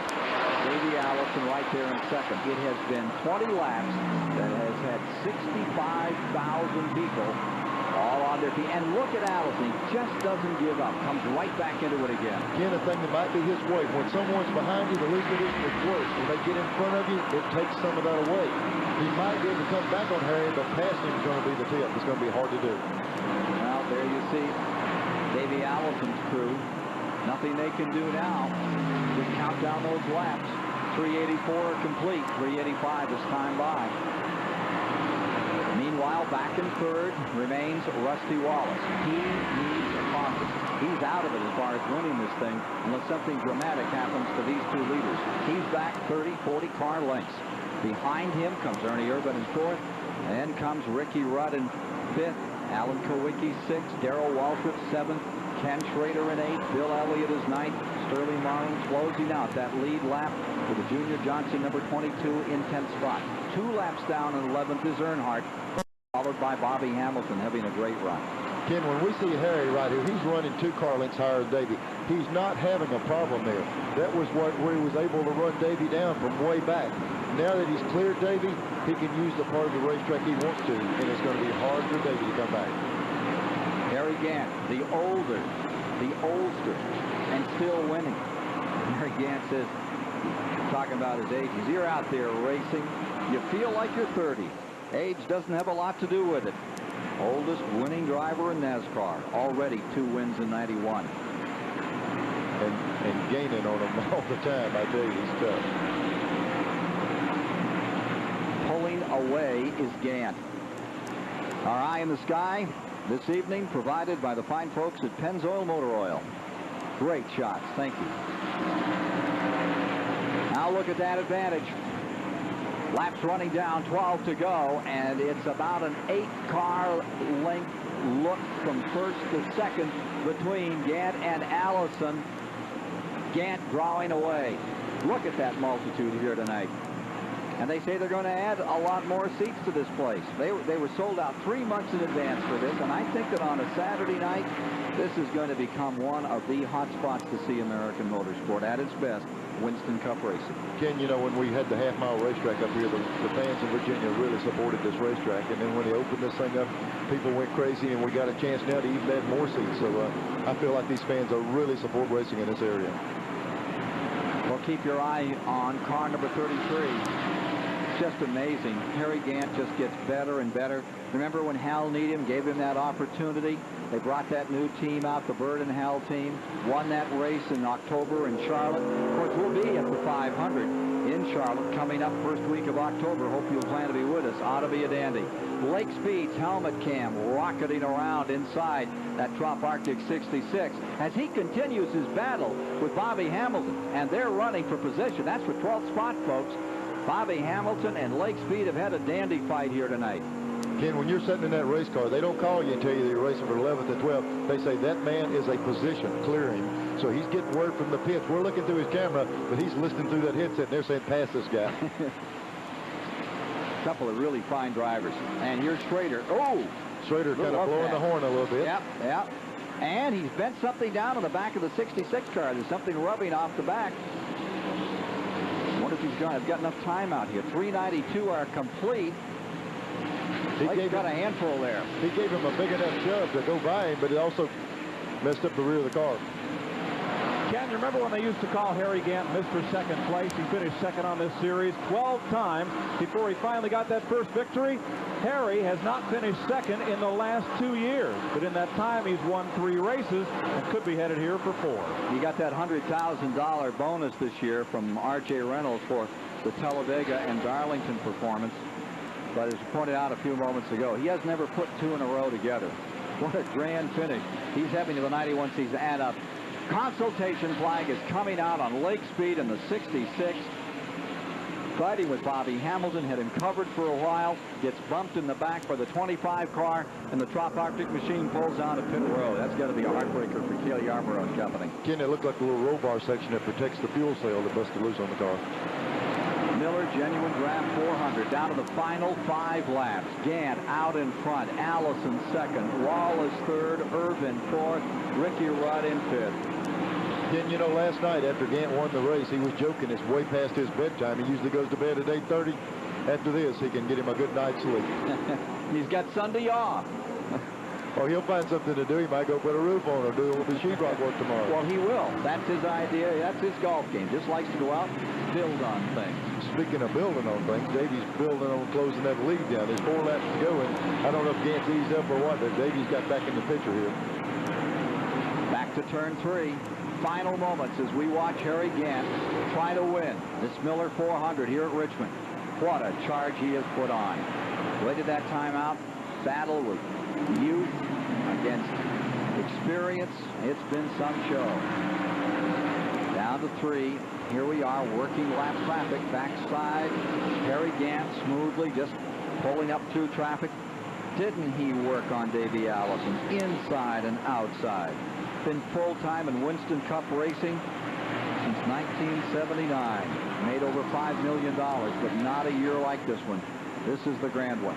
Laps running down for Harry Gant, who started this race in 13th position. And he, like Waltrip so many times, easing up through. Then when he needed to, he went to work, and he has worked hard over the last 16 laps. Going for his 14th Winston Cup victory. The white is out on the track for Harry Gant. If he could keep her between the fences now, he'll be in good shape again. Came into this race 9th in the standings. What a run to the finish this year in Atlanta. Harry Gant can keep this streak going. Here he is coming around for the final time. Checkers about to be thrown, and it's Harry Gant flying to victory. 2 in a row for the first time in his Winston Cup career, defeating Davey Allison in a real slugfest. Here's your 3rd place car. Rusty Wallace didn't win that $120,000 bonus, so now they'll add another $7,600 as they roll down to Dover, Delaware for the next Winston Cup event. Gant's the man of the hour. You'll meet him in a moment here on TBS. Harry Gant winning the Miller 400.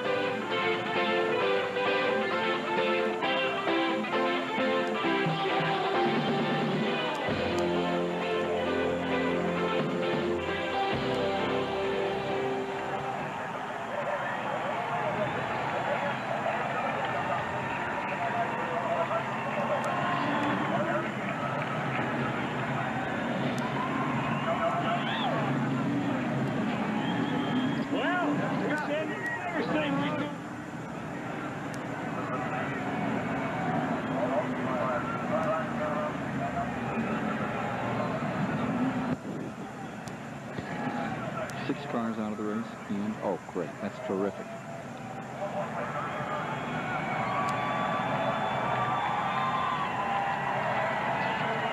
Gosh, what a great shot. Isn't that nice for Harry? Poor Davey was a sitting duck. There's nothing he could do. He just got loose.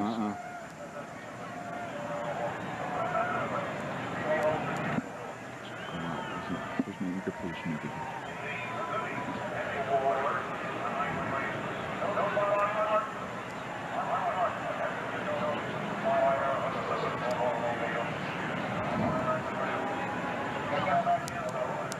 Goes directly to him, or do I throw to him? Thank you. Look, Harry had that Gatorade. Was it Geritol?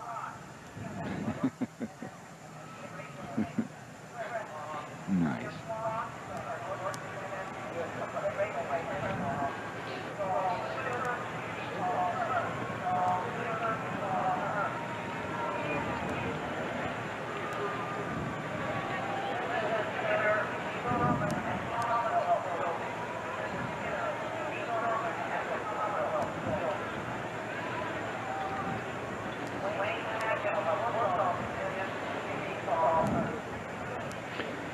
Well, let's meet the man who's taken it all here tonight in this raid on Richmond by the Winston Cup stars. Harry Gant is with Chris Economaki.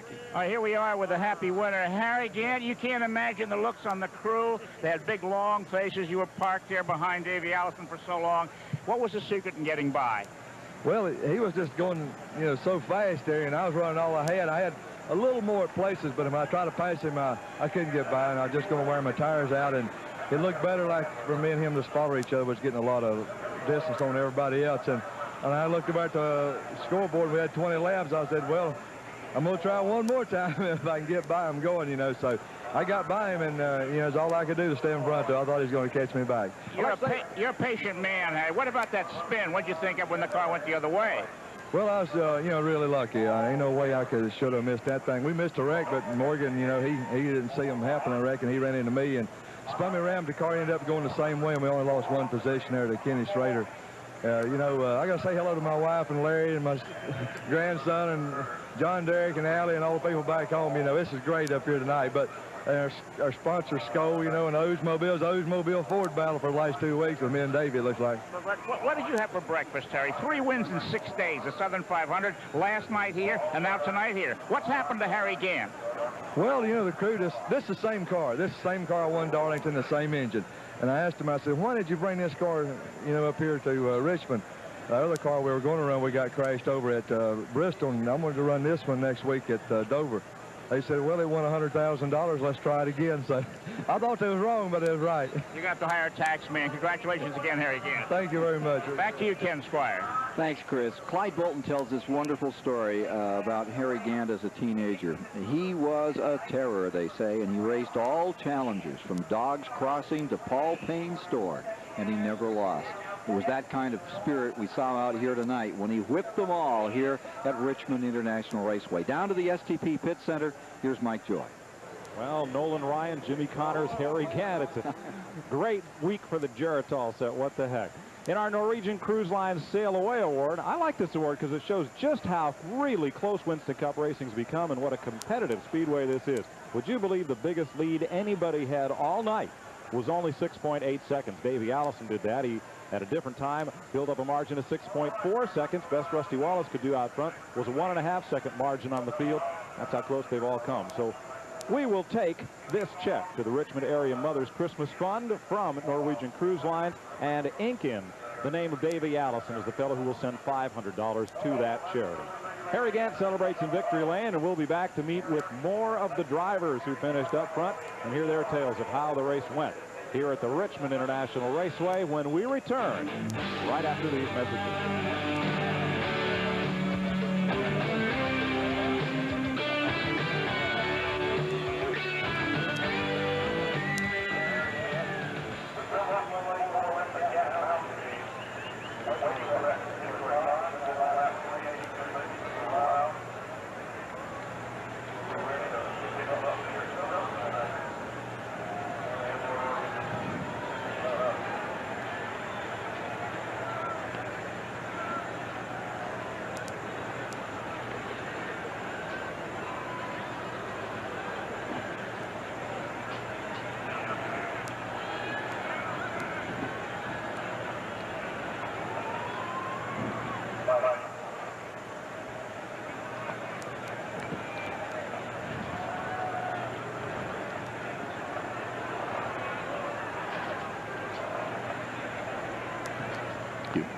I think there's a chance they might run that car at Dover next week.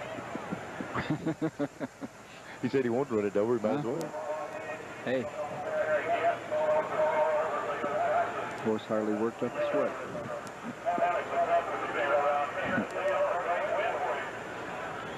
Well, that's good.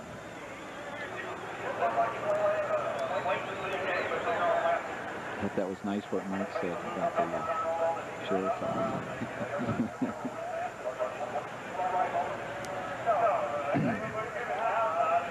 What was our average speed tonight? 101. Thank you.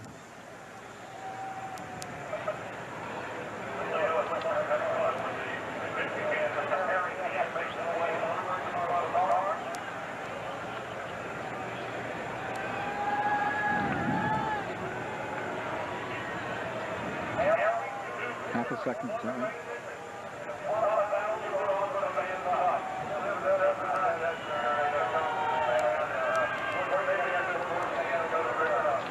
At the end of 300 miles, 400 laps, the distance difference was half a second, with Harry Gant first and the man that Dick Berggren is standing by with now in second spot. Well, did the old man get faster at the end, or did you get slower? What happened? Well, you know, he drove a great race, and he worked the traffic good. Our car got a little bit loose right there at the end of the race, and it's the first time it had been loose all night. And, you know, we caught some traffic, and I slid out a little bit. He used the racetrack and got in there, and he put a move on me. He drove a great race, so I want to congratulate him. And, you know, we come out of here leading the most laps, finished second. Had a great night. We came from the back of the pack a few times, and we showed that we had some muscle, and, you know, it just wasn't meant to be. We'll take a second, we'll be happy, and we'll go to Dover next week and try to get them again. Chris Economaki. Hi, hey, Rusty. Can you smile after this race? Yeah, I can smile. I'm real happy about it, Chris. No doubt about that. It was a good run. A little disappointed I didn't win the thing, because halfway through the race I thought I was, and I came down pit road, and caution flag was out. I'm following the pace cars side by side, and me and 3 other cars got black flag for excessive speed on pit road. So I know it wasn't too fast coming in. Maybe it was too fast acceleration leaving. I don't know. But I'm just real happy to finish third. Miller January draft Kodiak Pontiac ran good. But man, if I could only got up front at the end there, because the car was good, real good all night long. Well, they told us your front end was out of alignment. Did that affect it at all? Yeah, it made a push real bad. What happened early in the race, Earnhardt was running a real high line, and he'd run up the racetrack and diamond the track and come down. Well, when he went up, I tried to stick my nose underneath there, and I guess I got up too far and he didn't see me. He came down, and him and I touched, and it took the right front wheel on my car and knocked it inward. So it made a drive kind of goofy. But in fact, when we got black flag, we checked it, and the wheels were straight ahead, and I really thought that maybe they were towed in a little bit, and they weren't. So it turned out good. I'm happy with it. I'd like to congratulate Harry again on 2 in a row. I mean, that's something. So have you seen Roger Penske yet since the race is over? Roger's been on the radio every single lap with me, and when they dropped the flag, he was on her. He just got just the time, and he's been pretty good luck for me. The last race he went to finished third, and this race just finished third. So maybe if we keep bringing him, we'll win. Okay, congratulations again, Rusty Wallace. Back to you, Ken. Yeah, he beat Ernie Irvin across the line. Irvin getting 4th tonight. Winding up in 5th was Ricky Rudd, 6th Kowicki, 7th Waltrip, 8th Schrader, 9th Elliott, and 10th was Sterling Marlin when it was all over. This past week, the NASCAR community suffered the loss of one of its strongest supporters, Harold Kinder. At race time, this was his place. Harold Kinder, for 25 years, served motorsports, first as assistant, then chief starter for the Winston Cup Series, always just above the action. When I give them one to go, and they come around, and the caution car falls off, and you look at it, 40 monsters coming at you, notorious monsters, and I have the privilege of putting them on their way. I guess the adrenaline's flowing better than any other time in the race. Kinder did whatever needed, drove the NASCAR truck, set up safety equipment, worked in the garage, and in that garage was friend to everyone from lowly mechanic to biggest superstar. He waved his last flag at the Legends race in Charlotte this past May with old pals Junior Johnson, Tim Flock, Freddie Lorenzen, and a couple of dozen others under his flags. I loved every minute of it. It's a job that I wouldn't have swapped for anything. I really wouldn't. I've had a lot of opportunities to go to work for different people during my career with NASCAR, but I wouldn't. I love my job. As Winston Cup Scene said, only the wind flew more flags than Harold Kinder.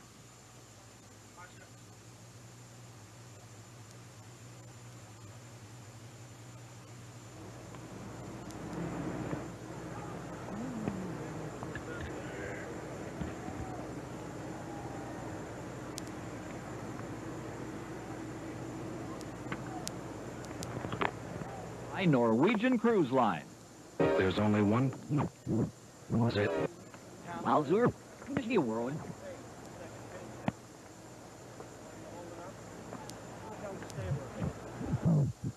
Race and furnished and a fee paid by Norwegian Cruise Line.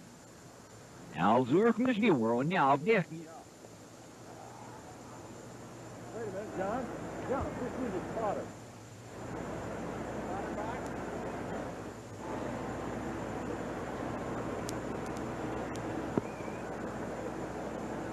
Fun.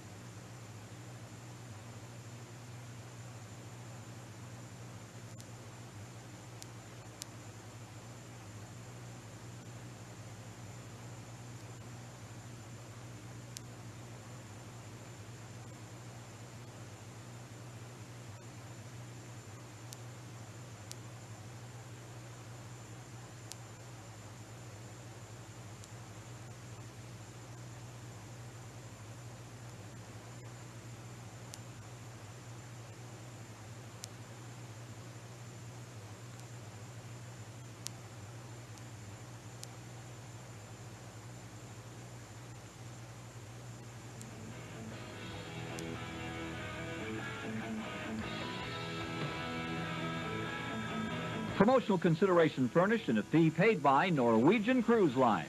There's only one place to find the best things in life at sea. Norwegian Cruise Line. And by the Champion Spark Plug Company, the world's #1 selling spark plug. No matter what you drive, no matter where you drive it. Here in the SCP Pit Center, Ricky Rudd's come by, and you had a good run going today. Ran quite up front. You and Kenny Schrader looks like you might dust him for a while there. You know, the guys did a real good job keeping us in there. At the beginning of the race, really, we weren't competitive. And the two teams, that's the advantage of having two Rick Hendricks teams. They talked together, they put their heads together in the pits, and they came up with an adjustment to the tires and the chassis, and it really came on at the end of the race. And really, we had a car that could run in the top 3 late in the race, and the only thing that kept us from happening was we lost the power steering belt with about 20, 30 laps to go, and that thing was really a handful. Well, check this out. You've gained some ground on Dale Earnhardt. As of tonight's race, you closed to within 69 points in the Winston Cup standings. Yeah, Mike, I mean, we're really tickled to death with that. We've been in the hunt all year. We led the championship points back in May and April, and I'm having a birthday coming up next week, and I cannot wait to turn another year older. Harry Gant's blowing all us young guys away, so maybe I can hurry up and try to catch up with him. He'll be 35 Thursday, Ken. Thank you, Mike. Coming up, the Meliolo 500 from the Charlotte Motor Speedway, North Carolina. That's going to be a dandy. And I hope you'll be with us on Sunday, October 6th, for all the action. And we'll be back here with you again in Richmond in just a moment. Richmond International Raceway, where they're celebrating Harry Gant's victory.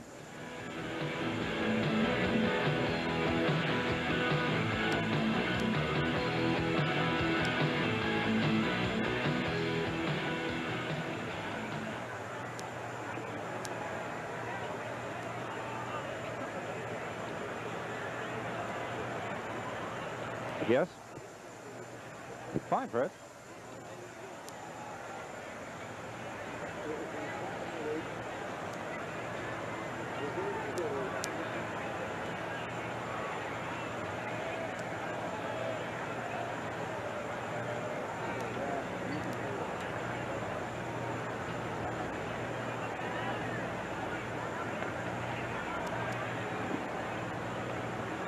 Coming to me, Fred.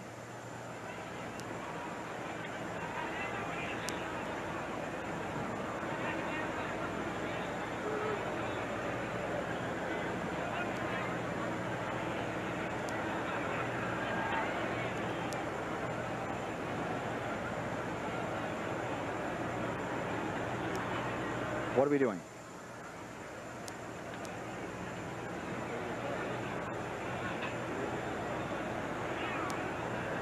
Okay.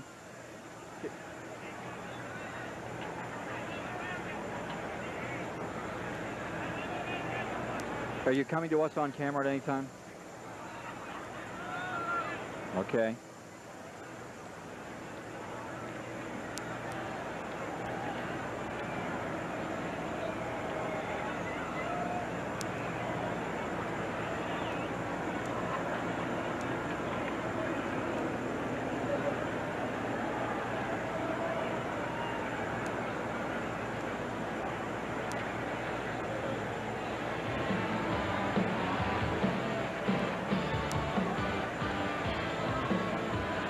The Miller Genuine Draft 400 is brought to you by Miller Genuine Draft, cold filtered for real draft taste. So get out of the old, get into the cold. By Castrol, engineered for today's smaller cars. By Fram Oil Filters. Fram, you can pay a little now or a lot later. By Goodyear, the unanimous choice of every NASCAR Winston Cup team. And by today's Chevrolet, who invite you to see why more people are winning with the heartbeat of America. It was the kind of action-packed spectacle we've come to expect from Winston Cup racing as we take a look at these final results here tonight. Ricky Rudd with that 5th spot, Alan Kowicki 6th, Waltrip finishing in 7th as you look down through those guys that ended up in that lead lap out here. Interesting, 65,000 people came, 60,000 had seats, and 20,000 of them are sitting down for the first time right now, Neil. And they might as well keep their seat. There's going to be a big crowd leaving this place. It was a terrific race all night long, and once again, that experience paid off. That old saw about experience, having years of just in the chair work in these race cars was what it was all about when it finally came down to the end tonight. Ken, you're right, and you know, Harry drove a tremendous race, but you also got to give Davey credit. He had a race car that went out from under him at the end. He kept the thing in second place.